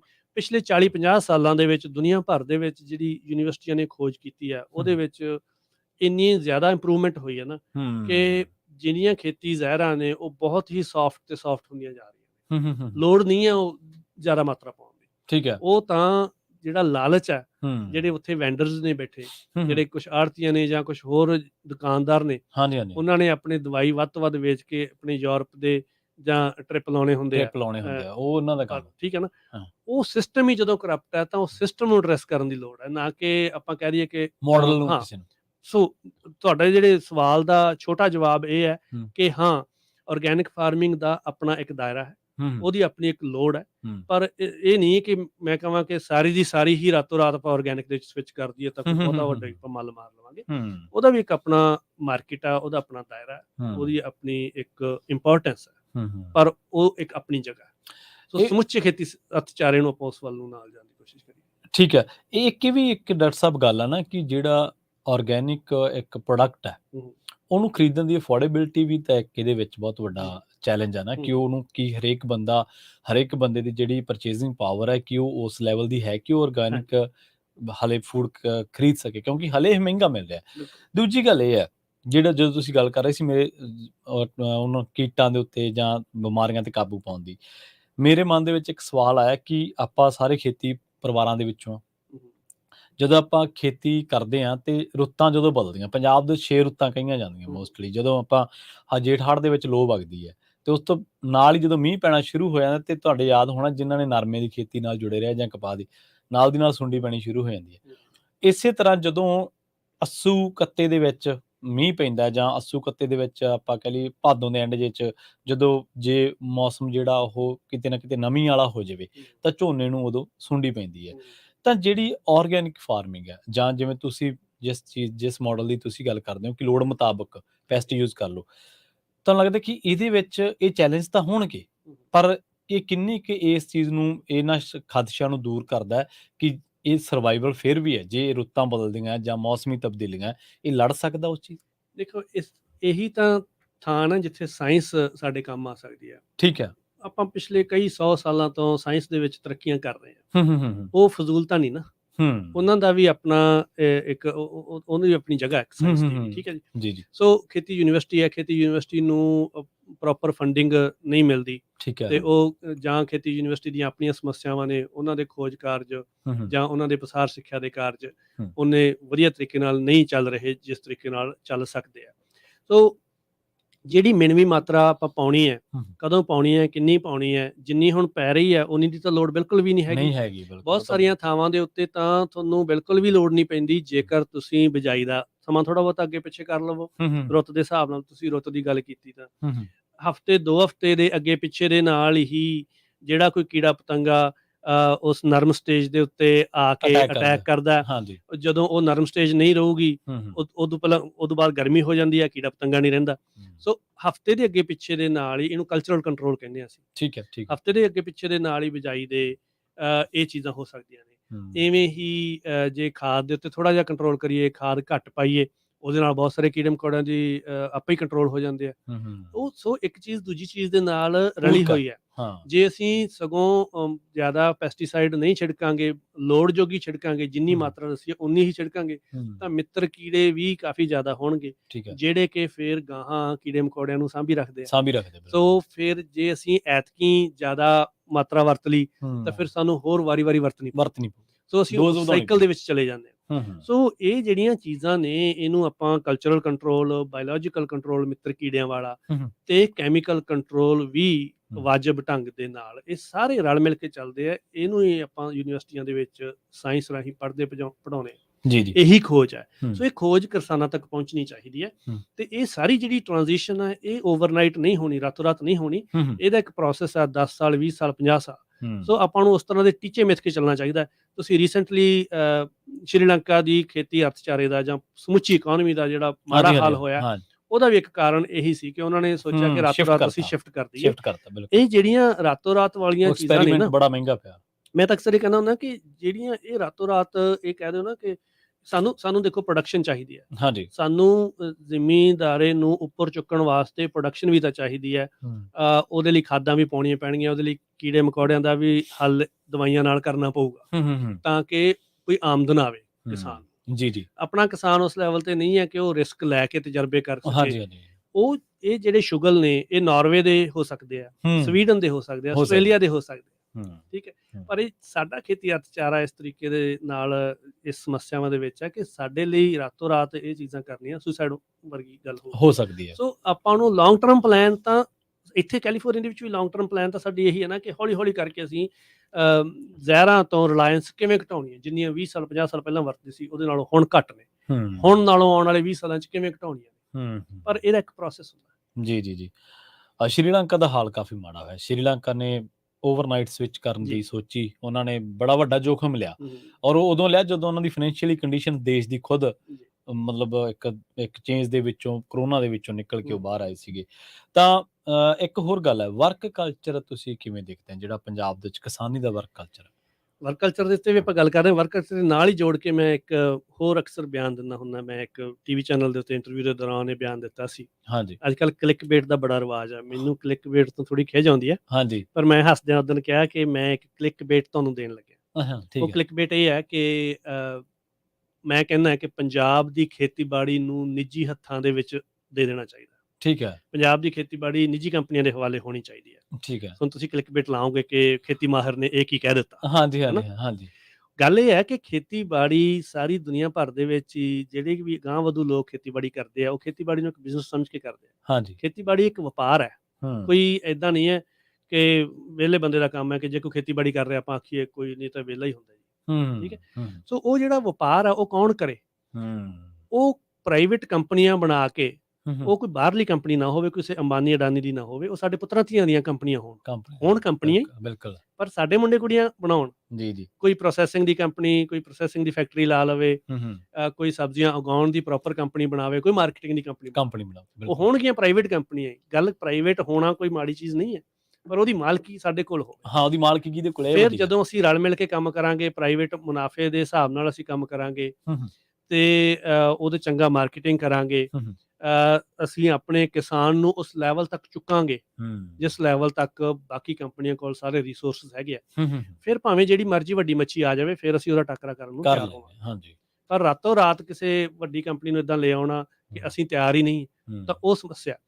ਹੁਣ ਇਹੀ ਇੱਥੋਂ ਹੀ ਗੱਲ ਇਹ ਸ਼ੁਰੂ ਹੁੰਦੀ ਹੈ ਕਿ ਜਦੋਂ ਅਸੀਂ ਗੱਲ ਕਰਦੇ ਹਾਂ ਕਿ ਮੁੰਡਾ ਕੀ ਕਰਦਾ ਜੀ, ਕਹਿੰਦੇ BA ਕੀਤੀ ਹੈ ਤੇ ਅੱਜ ਕੱਲ੍ਹ ਵਿਹਲਾ ਹੀ ਹੁੰਦਾ, ਹਾਲਾਂਕਿ ਉਹ ਘਰੇ ਖੇਤੀ ਕਰਵਾ ਰਿਹਾ ਹੁੰਦਾ। ਹਾਂਜੀ ਹਾਂਜੀ, ਆਪਾਂ ਗਿਣਦੇ ਵਿਹਲਾ ਹੀ। ਹਾਂਜੀ, ਜਦੋਂ ਇਹ ਨੋਸ਼ਨ ਟੁੱਟੂਗੀ ਇੱਥੇ ਮੈਂ ਸਾਡੀ ਕੈਲੀਫੋਰਨੀਆ ਸਟੇਟ ਯੂਨੀਵਰਸਿਟੀ ਦੇ ਵਿੱਚ FFA ਕੰਟੈਸਟ ਹੁੰਦੇ ਆ, ਸਟੇਟ FFA ਕੰਟੈਸਟ, ਉਹਦਾ ਮੈਂ ਸਟੇਟ ਵਾਈਡ ਐਡਵਾਈਜ਼ਰ ਹੈਗਾ, ਇੱਥੇ ਫੈਕਲਟੀ ਐਡਵਾਈਜ਼ਰ। ਠੀਕ ਹੈ, ਸੋ ਉਹਦੇ ਵਿੱਚ ਕੀ ਕਰਦੇ ਨੇ ਕਿ ਇੱਕ ਫਿਊਚਰ ਫਾਰਮਰਸ ਆਫ ਅਮਰੀਕਾ ਨਾਂ ਦਾ ਇੱਕ ਪ੍ਰੋਗਰਾਮ ਚੱਲਦਾ ਸਮੁੱਚੇ ਅਮਰੀਕਾ ਦੇ ਵਿੱਚ। ਠੀਕ ਹੈ, ਜਿਹਦੇ ਵਿੱਚ ਹਾਈ ਸਕੂਲ ਸਟੂਡੈਂਟ ਜਾਂ ਮਿਡਲ ਸਕੂਲ ਦੇ ਸਟੂਡੈਂਟਸ ਨੂੰ ਟ੍ਰੇਨ ਕਰਦੇ ਨੇ ਛੋਟੇ ਹੁੰਦਿਆਂ ਤੋਂ ਹੀ ਖੇਤੀਬਾੜੀ ਦੇ। ਉਹਨਾਂ ਦੇ 30-40 ਵੱਖਰੇ ਵੱਖਰੇ ਕੰਟੈਸਟ ਨੇ, ਵੱਖਰੇ ਵੱਖਰੇ ਵਿਸ਼ੇ ਨੇ ਜਿਨ੍ਹਾਂ ਦੇ ਉੱਤੇ ਬੱਚੇ ਆਪਣੇ ਆਪ ਨੂੰ ਤਿਆਰ ਕਰਦੇ ਆ ਸਾਰੇ ਸਾਲ। ਫਿਰ ਉਹਨਾਂ ਦੇ ਡਿਸਟ੍ਰਿਕਟ ਦੇ ਕੰਟੈਸਟ ਹੁੰਦੇ ਆ, ਫਿਰ ਸਟੇਟ ਲੈਵਲ ਦੇ ਕੰਟੈਸਟ ਹੁੰਦੇ ਆ। ਜਿਵੇਂ ਸਬਜ਼ੀਆਂ ਉਗਾਉਣ ਦਾ ਵੱਖਰਾ, ਮਿੱਟੀ ਪਰਖਣ ਦਾ ਵੱਖਰਾ, ਪਸ਼ੂਆਂ ਦਾ, ਦੁਧਾਰੂ ਪਸ਼ੂਆਂ ਦਾ ਵੱਖਰਾ, ਇੱਦਾਂ ਦੇ। ਕਾਟਨ ਦਾ ਇੱਕ ਵੱਖਰਾ, ਕਾਟਨ ਦੇ ਬੂਟਿਆਂ ਨੂੰ ਕਿਵੇਂ ਦੇਖਣਾ ਹੈ, ਕਿਵੇਂ ਉਹਨਾਂ ਦੀ ਸਿਹਤ ਜੱਜ ਕਰਨੀ ਹੈ। ਔਰ ਤੁਸੀਂ ਉਹ ਦੇਖੋਗੇ ਕਿ 8ਵੀਂ 10ਵੀਂ ਦੇ 11ਵੀਂ 12ਵੀਂ ਦੇ ਵਿਦਿਆਰਥੀ ਬੇਹੱਦ ਨੌਲੇਜ ਰੱਖਦੇ ਆ, ਉਹਨਾਂ ਨੂੰ ਬੂਟੇ ਦੀ ਹਰ ਚੀਜ਼ ਦਾ ਪਤਾ ਹੈ। ਤੇ ਕਈ ਵਾਰੀ ਅਸੀਂ ਵੀ ਟਪਲਾ ਖਾ ਜਾਂਦੇ ਹਾਂ ਕਿ ਅਸੀਂ ਕਈ ਚੀਜ਼ ਉੱਤੇ ਗਲਤੀ ਕਰ ਜਾਂਦੇ ਹਾਂ, ਪਰ ਉਹਨਾਂ ਬੱਚਿਆਂ ਨੂੰ ਇੰਨੇ ਰੱਟੇ ਲੱਗੇ ਹੁੰਦੇ। ਕਹਿਣ ਤੋਂ ਭਾਵ ਹੈ ਕਿ ਅਸੀਂ ਆਪਣੇ ਬੱਚਿਆਂ ਨੂੰ ਪੰਜਾਬ ਦੇ ਵਿੱਚ ਖੇਤੀ ਪ੍ਰਧਾਨ ਸੂਬਾ ਜਾਂ ਖੇਤੀ ਪ੍ਰਧਾਨ ਸੱਭਿਆਚਾਰ ਹੋਣ ਦੇ ਬਾਵਜੂਦ ਅਸੀਂ ਆਪਣੇ ਬੱਚਿਆਂ ਨੂੰ ਉਸ ਚੀਜ਼ ਤੋਂ ਦੂਰ ਰੱਖੀ ਬੈਠੇ। ਅਸੀਂ ਉਹਨਾਂ ਨੂੰ ਛੋਟੇ ਹੁੰਦਿਆਂ ਟ੍ਰੇਨ ਹੀ ਨਹੀਂ ਕਰਦੇ ਤੇ ਇਸੇ ਕਰਕੇ ਉਹ ਖੇਤੀਬਾੜੀ ਨੂੰ ਇਸ ਤਰੀਕੇ ਨਾਲ ਲੈਂਦੇ ਨਹੀਂ ਕਿ ਲਾਹੇਵੰਦ ਕੀਤਾ ਵੀ ਹੋ ਸਕਦਾ। ਸੋ ਉਹਨਾਂ ਨੂੰ ਛੋਟੇ ਹੁੰਦਿਆਂ ਤੋਂ ਉਹਨਾਂ ਚੀਜ਼ਾਂ ਦੀ ਆਦਤਾਂ ਪਾਉਣ ਵਾਲੀਆਂ। ਖੇਤੀ ਛੋਟੇ ਪੱਧਰ ਦੀ ਖੇਤੀ ਤਾਂ ਸਾਰੀ ਦੁਨੀਆ ਦੇ ਵਿੱਚ ਹੀ ਅੱਜ ਕੱਲ੍ਹ ਸੰਕਟ ਦੇ ਵਿੱਚ ਹੈ। ਠੀਕ ਹੈ ਜੀ, ਠੀਕ ਹੈ। ਕਿਤੇ ਘੱਟ ਹੋਊਗੀ, ਕਿਤੇ ਵੱਧ ਹੋਊਗੀ। ਅਮਰੀਕਾ ਦੇ ਵਿੱਚ ਵੀ ਇਹ ਹਾਲ ਹੈ, ਯੂਰਪ ਦੇ ਵਿੱਚ ਵੀ ਇਹ ਹਾਲ ਹੈ। ਸੋ ਜਦੋਂ ਤੱਕ ਅਸੀਂ ਆਪਦੀ ਵਰਕਫੋਰਸ ਆਪੇ ਨਹੀਂ ਟ੍ਰੇਨ ਕਰਾਂਗੇ, ਜਦੋਂ ਤੱਕ ਸਾਡੇ ਬੱਚੇ ਸਕੂਲੋਂ ਆ ਕੇ ਘਰੇ ਸਬਜ਼ੀ ਤੁੜਵਾਉਣ 'ਚ ਨਹੀਂ ਮਦਦ ਕਰਨਗੇ ਜਾਂ ਘਰ ਦੇ ਸਾਰੇ ਮੈਂਬਰ ਰਲ ਕੇ ਉਹਦੀ ਸਾਂਭ ਸੰਭਾਲ ਨਹੀਂ ਕਰਨਗੇ, ਉਦੋਂ ਤੱਕ ਅਸੀਂ ਹਰ ਕੰਮ ਦੇ ਵਾਸਤੇ ਕੋਈ ਵਿਗਿਆਨੀ ਲੇਬਰ ਹਾਇਰ ਕਰਕੇ ਫਿਰ ਉਹਦੇ ਵਿੱਚ ਮੁਨਾਫਾ ਭਾਲਦੇ ਹਾਂ, ਉਹ ਥੋੜ੍ਹਾ ਜਿਹਾ ਔਖਾ ਕੰਮ ਹੈ। ਸੋ ਵਰਕ ਕਲਚਰ ਨੂੰ ਐਮਬਰੇਸ ਕਰਨਾ ਉਹ ਵੀ ਕਿਤੋਂ ਬਾਹਰੋਂ ਨਹੀਂ ਆਉਣਾ, ਉਹ ਵੀ ਸਾਡੇ ਬਾਬੇ ਸਾਨੂੰ ਸਿਖਾ ਕੇ ਗਏ। ਸੋ ਉਹ ਅਸੀਂ ਅਮਰੀਕਾ ਵੱਲ ਦੇਖੀਏ ਕਿ ਅਮਰੀਕਾ ਵਾਲੇ ਲੋਕ ਸਵੇਰੇ 4 ਵਜੇ ਉੱਠ ਕੇ ਕਿੰਨੀ ਮਿਹਨਤ ਕਰਦੇ ਆ, ਹੱਥੀਂ ਕੰਮ ਕਰਦੇ ਆ, ਕੋਈ ਭੇਦਭਾਵ ਨਹੀਂ ਸਮਝਦੇ। ਅਸੀਂ ਜਦੋਂ ਯੂਨੀਵਰਸਿਟੀ ਦੇ ਵਿੱਚ, ਮੈਂ ਫੈਕਲਟੀ ਪੋਜੀਸ਼ਨ ਤੇ ਆ, ਪਰ ਜਦੋਂ ਅਸੀਂ ਪਲਾਟ ਤੇ ਜਾਂਦੇ ਆ ਤੇ ਮੇਰੇ ਸਟੂਡੈਂਟ ਨਾਲ ਹੁੰਦੇ ਆ ਤਾਂ ਅਸੀਂ ਵੀ ਉਵੇਂ ਬਾਹਾਂ ਚੜਾ ਕੇ ਨਾਲ ਹੀ ਕੰਮ ਕਰਦੇ ਆ। ਅਸੀਂ ਕੋਈ ਐਂ ਸਾਈਡ ਦੇ ਉੱਤੇ ਖੜ ਕੇ ਬਾਹਾਂ ਏਦਾਂ ਕਰਕੇ ਤਾਂ ਨਹੀਂ ਖੜਦੇ। ਸੋ ਇਹ ਵਰਕ ਕਲਚਰ ਹੈ ਤੇ ਇਹ ਵਰਕ ਕਲਚਰ ਸਾਡੇ ਬਾਬਾ ਜੀ ਹੁਣੀ ਪਹਿਲਾਂ ਸਿਖਾ ਗਏ ਨੇ, ਕਈ 100 ਸਾਲ ਪਹਿਲਾਂ ਸਿਖਾ ਗਏ, ਪਰ ਅਸੀਂ ਉਹ ਛੱਡਦੇ ਪਏ। ਸੋ ਇਸ ਕਰਕੇ ਉਹ ਇੱਕ ਬਹੁਤ ਵੱਡੀ ਖਾਮੀ ਮੈਂ ਨੋਟ ਕੀਤੀ ਹੈ ਇਸ ਟ੍ਰਿਪ ਦੇ ਵਿੱਚ। ਛੱਡ ਵੀ ਰਹੇ ਆ, ਵਰਕ ਕਲਚਰ ਵੀ ਛੱਡ ਰਹੇ ਆ, ਤੇ ਦੂਜਾ ਜਿਹੜਾ ਨੈਗੇਟਿਵ ਕਿ ਖੇਤੀ ਵਾਲੇ ਕੰਮ ਕਰਦੇ ਬੰਦੇ ਨੂੰ, ਖੇਤੀ ਦਾ ਕੰਮ ਕਰਦੇ ਬੰਦੇ ਨੂੰ ਅਸੀਂ ਵਿਹਲਾ ਕਹਿੰਦੇ ਭਾਵੇਂ ਫਾਈਨੈਂਸ਼ੀਅਲੀ ਲਾਹੇਵੰਦ ਨਹੀਂ, ਪਰ ਚਲੋ ਉਹਨਾਂ ਲਾਹੇਵੰਦ ਨਹੀਂ ਰਿਹਾ, ਪਰ ਫਿਰ ਵੀ ਅਸੀਂ ਉਹਨੂੰ ਵਿਹਲਾ ਤਾਂ ਨਾ ਕਹਿੰਦੇ, ਇੱਕ ਟਾਸਕ ਤਾਂ ਉਹਨੂੰ ਦਿੱਤਾ ਹੋਇਆ ਨਾ ਸੀ। ਦੇਖੋ, ਮੈਂ ਉੱਥੇ ਕਿਸਾਨਾਂ ਦੇ ਨਾਲ ਬੈਠਾ ਸੀ, ਉਹਨਾਂ ਨੂੰ ਮੈਂ ਇਹ ਗੱਲ ਆਖੀ ਕਿ ਆਉਣ ਵਾਲੇ ਸਮੇਂ ਦੇ ਵਿੱਚ ਦੇਖੋ ਸਮੱਸਿਆਵਾਂ ਹੈਗੀਆਂ ਨੇ, ਆਪਾਂ ਨੂੰ ਤਸਲੀਮ ਕਰਨੀਆਂ ਪੈਣੀਆਂ ਵੀ ਸਮੱਸਿਆਵਾਂ। ਹਾਂਜੀ, ਬਿਲਕੁਲ। ਪਰ ਆਉਣ ਵਾਲੇ ਸਮੇਂ ਦੇ ਵਿੱਚ ਜੇ ਦੁਨੀਆ ਦੀ ਆਬਾਦੀ ਵੱਲ ਦੇਖੀਏ ਤਾਂ ਆਉਣ ਵਾਲੇ ਸਮੇਂ ਦੇ ਵਿੱਚ ਫੂਡ ਪ੍ਰੋਡਕਸ਼ਨ ਦੀ ਵੈਲਿਊ ਪੈਣੀ ਜੇਕਰ ਤੁਹਾਡੇ ਕੋਲੇ ਜ਼ਮੀਨ ਹੈਗੀ ਹੈ ਤਾਂ ਉਹਦੇ ਵਿੱਚੋਂ ਤੁਸੀਂ ਹਜ਼ਾਰਾਂ ਤਰ੍ਹਾਂ ਦੇ ਆਈਡੀਆਜ਼ ਲਿਆ ਕੇ ਕੰਮ ਕਰ ਸਕਦੇ ਹੋ। ਜੇ ਤੁਹਾਡੇ ਕੋਲੇ ਅਸਲ ਜ਼ਮੀਨ ਹੈਗੀ ਹੈ, ਰੀਅਲ ਐਸਟੇਟ ਹੈਗੀ ਹੈ, ਖੇਤੀਯੋਗ ਜ਼ਮੀਨ ਹੈਗੀ ਹੈ, ਉਹਦੇ ਵਿੱਚੋਂ ਲਾਹਾ ਕਿਵੇਂ ਲੈਣਾ, ਇਹ ਆਪਣਾ ਸਾਡਾ ਸਾਰਿਆਂ ਦਾ ਕੰਮ ਹੈ, ਜੁੜ ਕੇ ਬਹਿਣਾ ਤੇ ਇਹਦੇ ਬਾਰੇ ਹੱਲ ਕੱਢਣੇ। ਪਰ ਇਹ ਗੱਲ ਦੇ ਵਿੱਚ ਬਹੁਤ ਸੱਚ ਹੈ ਕਿ ਆਉਣ ਵਾਲੇ ਸਮੇਂ ਦੇ ਵਿੱਚ ਖੇਤੀ ਆਧਾਰਿਤ ਚੀਜ਼ਾਂ ਦੀ, ਫੂਡ ਦੀ ਮੰਗ ਵਧਣੀ ਹੀ ਵਧਣੀ ਹੈ। ਉਹਨਾਂ ਚੀਜ਼ਾਂ ਦਾ ਮੁੱਲ ਪੈਣਾ ਹੀ ਪੈਣਾ। ਤੇ ਡਾਕਟਰ ਸਾਹਿਬ, ਅਗਲੀ ਆਪਾਂ ਗੱਲ ਕਰੀਏ ਜਿਹੜਾ ਕਿਸਾਨੀ ਅੰਦੋਲਨ ਹੋਇਆ, ਕਿਸਾਨੀ ਅੰਦੋਲਨ ਦੇ ਵਿੱਚੋਂ ਆਪਾਂ ਕੀ ਸਿੱਖਿਆ? ਖੇਤੀ ਕਾਨੂੰਨ ਵਾਪਸ ਕਰਾਏ, ਇਹਦੇ 'ਚ ਕੋਈ ਪ੍ਰਾਪਤੀ ਛੋਟੀ ਨਹੀਂ, ਜਦੋਜਹਿਦ ਕਰਨਾ ਕੋਈ ਛੋਟੀ ਪ੍ਰਾਪਤੀ ਨਹੀਂ, ਇੱਕ ਅਹਿੰਸਕ ਰਹਿ ਕੇ ਸੰਘਰਸ਼ ਕਰਨਾ, ਮੰਗ ਮਨਵਾਉਣੀ ਛੋਟੀ ਗੱਲ ਨਹੀਂ ਹੈ। ਪਰ ਕੀ ਤੁਹਾਨੂੰ ਲੱਗਦਾ ਕਿ ਖੇਤੀ ਅੰਦੋਲਨ ਦੇ ਵਿੱਚੋਂ ਅਸੀਂ ਕੁਛ ਖੱਟ ਕੇ ਲਿਆਏ, ਕੁਛ ਸਿੱਖਿਆ ਸੀ ਉਸ 'ਚ?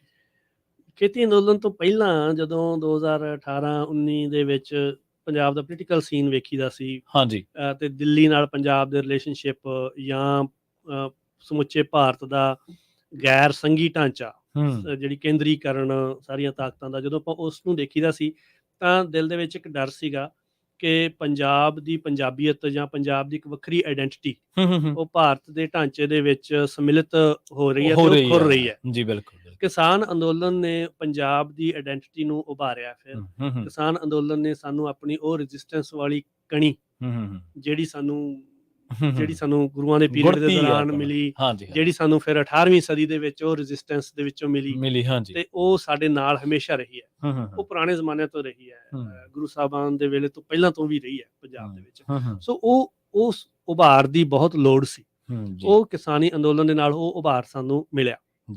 ਪਰ ਉਸ ਤੋਂ ਬਾਅਦ ਜਾਂ ਉਸ ਦੇ ਵੇਲੇ ਮੈਂ ਅਕਸਰ ਇਹ ਗੱਲ ਕਰਦਾ ਹੁੰਦਾ ਸੀ ਕਿ ਅਸੀਂ ਗਰਮ ਖੂਨ, ਅਸੀਂ ਹਾਲਾ ਲਾਲਾ ਕਰਦੇ ਹਾਂ, ਅਸੀਂ ਗਲ ਪੈ ਜਾਂਦੇ ਹਾਂ, ਉਹ ਇਹ ਤੇ ਅਸੀਂ ਸੂਤ ਵੀ ਕਰ ਲੈਂਦੇ ਹਾਂ ਜਿਹੜੀ ਵਿਰੋਧੀ ਧਿਰ ਹੈ ਉਹਨੂੰ। ਪਰ ਨਾਲ ਦੀ ਨਾਲ ਜਿਹੜਾ ਮੰਥਨ ਆ, ਜਿਹੜੀ ਕਿਸੇ ਚੀਜ਼ ਦੇ ਉੱਤੇ ਵਿਚਾਰ ਚਰਚਾ ਕਰਨੀ ਆ, ਉੱਥੇ ਕਈ ਵਾਰੀ ਅਸੀਂ ਪਿੱਛੇ ਰਹਿ ਜਾਂਦੇ ਹਾਂ। ਕਿਸਾਨੀ ਅੰਦੋਲਨ ਦੇ ਵਿੱਚ ਵੀ ਮੈਨੂੰ ਇਹ ਚੀਜ਼ ਲੱਗੀ ਕਿ ਅਸੀਂ ਜਿੰਦਾਬਾਦ ਮੁਰਦਾਬਾਦ ਕੀਤੀ, ਉਹ ਮੁੜਵਾਲੇ ਬਹੁਤ ਵਧੀਆ ਕੀਤਾ ਕੰਮ, ਪਰ ਉਸ ਤੋਂ ਅੱਗੇ ਕੀ ਹੈ? ਸਾਨੂੰ ਕਿਹੜੀਆਂ ਮੰਗਾਂ ਮਨਵਾਉਣੀਆਂ ਚਾਹੀਦੀਆਂ ਨੇ? ਸਾਨੂੰ ਚਾਹੀਦਾ ਕੀ ਹੈ ਅਸਲ ਦੇ ਵਿੱਚ? ਜਿਹੜੀ ਹੁਣ ਆਪਾਂ ਪਿਛਲੇ ਅੱਧੇ ਪੌਣੇ ਘੰਟੇ ਤੋਂ ਗੱਲ ਕਰ ਰਹੇ ਹਾਂ, ਇਹ ਕਿੱਥੇ ਗਿਆ? ਇਹ ਸਾਡੇ ਡਿਸਕੋਰਸ 'ਚ ਕਿਉਂ ਨਹੀਂ ਹੈ? ਪੰਜਾਬ ਖੇਤੀਬਾੜੀ ਯੂਨੀਵਰਸਿਟੀ ਦੀ ਇੱਕ ਬਹੁਤ ਭੂਮਿਕਾ ਵੱਡੀ ਬਣਦੀ ਸੀ। ਭਾਵੇਂ ਜੇ ਯੂਨੀਵਰਸਿਟੀ ਆਖੇ ਕਿ ਅਸੀਂ ਕਿਸੇ ਪੋਲੀਟੀਕਲ ਸਾਈਡ ਨੂੰ ਨਹੀਂ ਲੈਣਾ ਸਰਕਾਰ ਵੱਲ ਜਾਂ ਦੂਜੀ, ਤਾਂ ਉਹ ਪੋਲੀਟੀਕਲ ਸਾਈਡ ਨਾ ਵੀ ਲੈਂਦੀ ਤਾਂ ਯੂਨੀਵਰਸਿਟੀ ਲੋਕਾਂ ਦੀ ਸੈਮੀਨਾਰ side ਕਰਵਾ ਤੇ। ਸਕਦੀ ਸੀ, ਹਾਂਜੀ, ਯੂਨੀਵਰਸਿਟੀ ਖੋਜ ਆਧਾਰਿਤ ਤੱਥ ਲੋਕਾਂ ਦੇ ਸਾਹਮਣੇ ਰੱਖ ਰੱਖ ਸਕਦੀ ਸੀ। ਸਕਦੀ ਸੀ। ਯੂਨੀਵਰਸਿਟੀ 'ਚ ਕਿੰਨੀਆਂ ਕੁ ਬੈਠਕਾਂ ਹੋਈਆਂ? ਕੋਈ ਨਹੀਂ। ਯੂਨੀਵਰਸਿਟੀ ਦੇ ਮਾਹਰਾਂ ਨੇ ਕਿੰਨੇ ਕੁ ਆਰਟੀਕਲ ਲਿਖੇ? ਕਿਸਾਨ ਅੰਦੋਲਨ ਦੇ ਕਿਸਾਨ ਬਿੱਲਾਂ ਦੇ ਬਾਰੇ, ਖੇਤੀ ਬਿੱਲਾਂ ਦੇ ਬਾਰੇ ਹਾਂਜੀ, ਕੀ ਚਾਨਣਾ ਪਾਇਆ? ਕੀ ਚਾਨਣਾ? ਉਹਦੇ ਇਤਿਹਾਸ ਦੇ ਵਿੱਚ, ਇਕਨੋਮਿਕਸ ਦੇ ਵਿੱਚ ਕੀ ਚਾਨਣਾ ਪਾਇਆ? ਕੋਈ ਕਿਸੇ ਨੇ ਭਵਿੱਖ ਦੇ ਮਾਡਲ ਦੀ ਗੱਲ ਕੀਤੀ? ਨਹੀਂ। ਪੰਜਾਬ ਖੇਤੀਬਾੜੀ ਯੂਨੀਵਰਸਿਟੀ, ਹਾਲਾਂਕਿ ਮੇਰੀ ਉਹ ਮਾਂ ਯੂਨੀਵਰਸਿਟੀ ਹੈ, ਪਰ ਹਾਂਜੀ, ਮੈਨੂੰ ਇਹ ਕਹਿੰਦੇ ਹੋਏ ਅਫਸੋਸ ਹੈ ਕਿ ਹਾਂ। ਪੰਜਾਬ ਖੇਤੀਬਾੜੀ ਯੂਨੀਵਰਸਿਟੀ ਕਿਸਾਨੀ ਅੰਦੋਲਨ ਦੇ ਵਿੱਚੋਂ ਲਗਭਗ ਨਲਾਇਬ ਗਾਇਬ ਸੀ। ਸੀ, ਹਾਂ, ਗਾਇਬ ਸੀ। ਨਲਾਇਬ। ਸੋ ਇਹ ਚੀਜ਼ ਨਹੀਂ ਹੋਣੀ ਚਾਹੀਦੀ।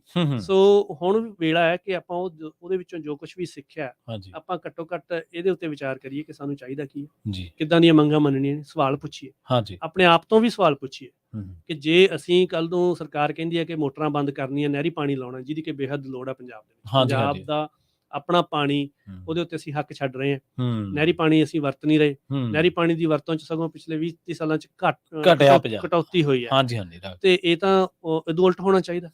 ਸੋ ਜੇ ਸਰਕਾਰ ਆਪਾਂ ਨੂੰ ਕਹਿ ਦੇ ਕਿ ਮੋਟਰਾਂ ਨਹੀਂ ਛੱਡਣੀਆਂ, ਮੋਟਰ ਛੱਡ ਕੇ ਸੌਣਾ ਨਹੀਂ ਜਾ ਕੇ, ਆਪਾਂ ਪਾਣੀ ਬਚਾਉਣਾ, ਬਿਜਲੀ ਬਚਾਉਣੀ ਹੈ, ਕੀ ਆਪਾਂ ਤਿਆਰ? ਬਿਲਕੁਲ। ਆਪਾਂ ਨੂੰ ਵੀ ਸਹਿਯੋਗ ਦੇਣਾ ਚਾਹੀਦਾ। ਸੋ ਜੀ। ਆਪਾਂ ਸਖਤ ਸਵਾਲ ਪੁੱਛੀਏ, ਯੂਨੀਵਰਸਿਟੀ ਤੋਂ ਪੁੱਛੀਏ, ਸਰਕਾਰ ਤੋਂ ਪੁੱਛੀਏ, ਆਪਣੇ ਆਪ ਤੋਂ ਪੁੱਛੀਏ। ਜੀ, ਜੀ, ਸੋ ਮੇਰੇ ਖਿਆਲ ਦੇ ਨਾਲ ਅੱਗੇ ਵਧਣ ਦਾ ਇਹੀ ਪਹਿਲਾ ਸਟੈਪ ਹੋਣਾ ਚਾਹੀਦਾ। ਜੀ, ਜੀ। ਡਾਕਟਰ ਸਾਹਿਬ, ਸਵਾਲ ਤਾਂ ਹੋਰ ਵੀ ਬਹੁਤ ਸੀਗੇ ਜਿਨ੍ਹਾਂ ਤੇ ਤੁਹਾਡਾ ਜਾਣਨਾ ਸੀਗਾ ਕਿ ਤੁਸੀਂ ਕੀ ਰਾਏ ਰੱਖਦੇ ਹੋ ਉਹਨਾਂ ਦੇ ਬਾਰੇ, ਤੁਹਾਡੀਆਂ ਟਿੱਪਣੀਆਂ ਲੈਣੀਆਂ ਸੀ, ਪਰ ਸਮਾਂ ਇਜਾਜ਼ਤ ਨਹੀਂ ਦਿੰਦਾ। ਬਹੁਤ ਬਹੁਤ ਧੰਨਵਾਦ ਪ੍ਰੋਗਰਾਮ ਦੇ ਜੁੜਨ ਵਾਸਤੇ। ਜੀ, ਮਿਹਰਬਾਨੀ। ਜੀ, ਜੀ।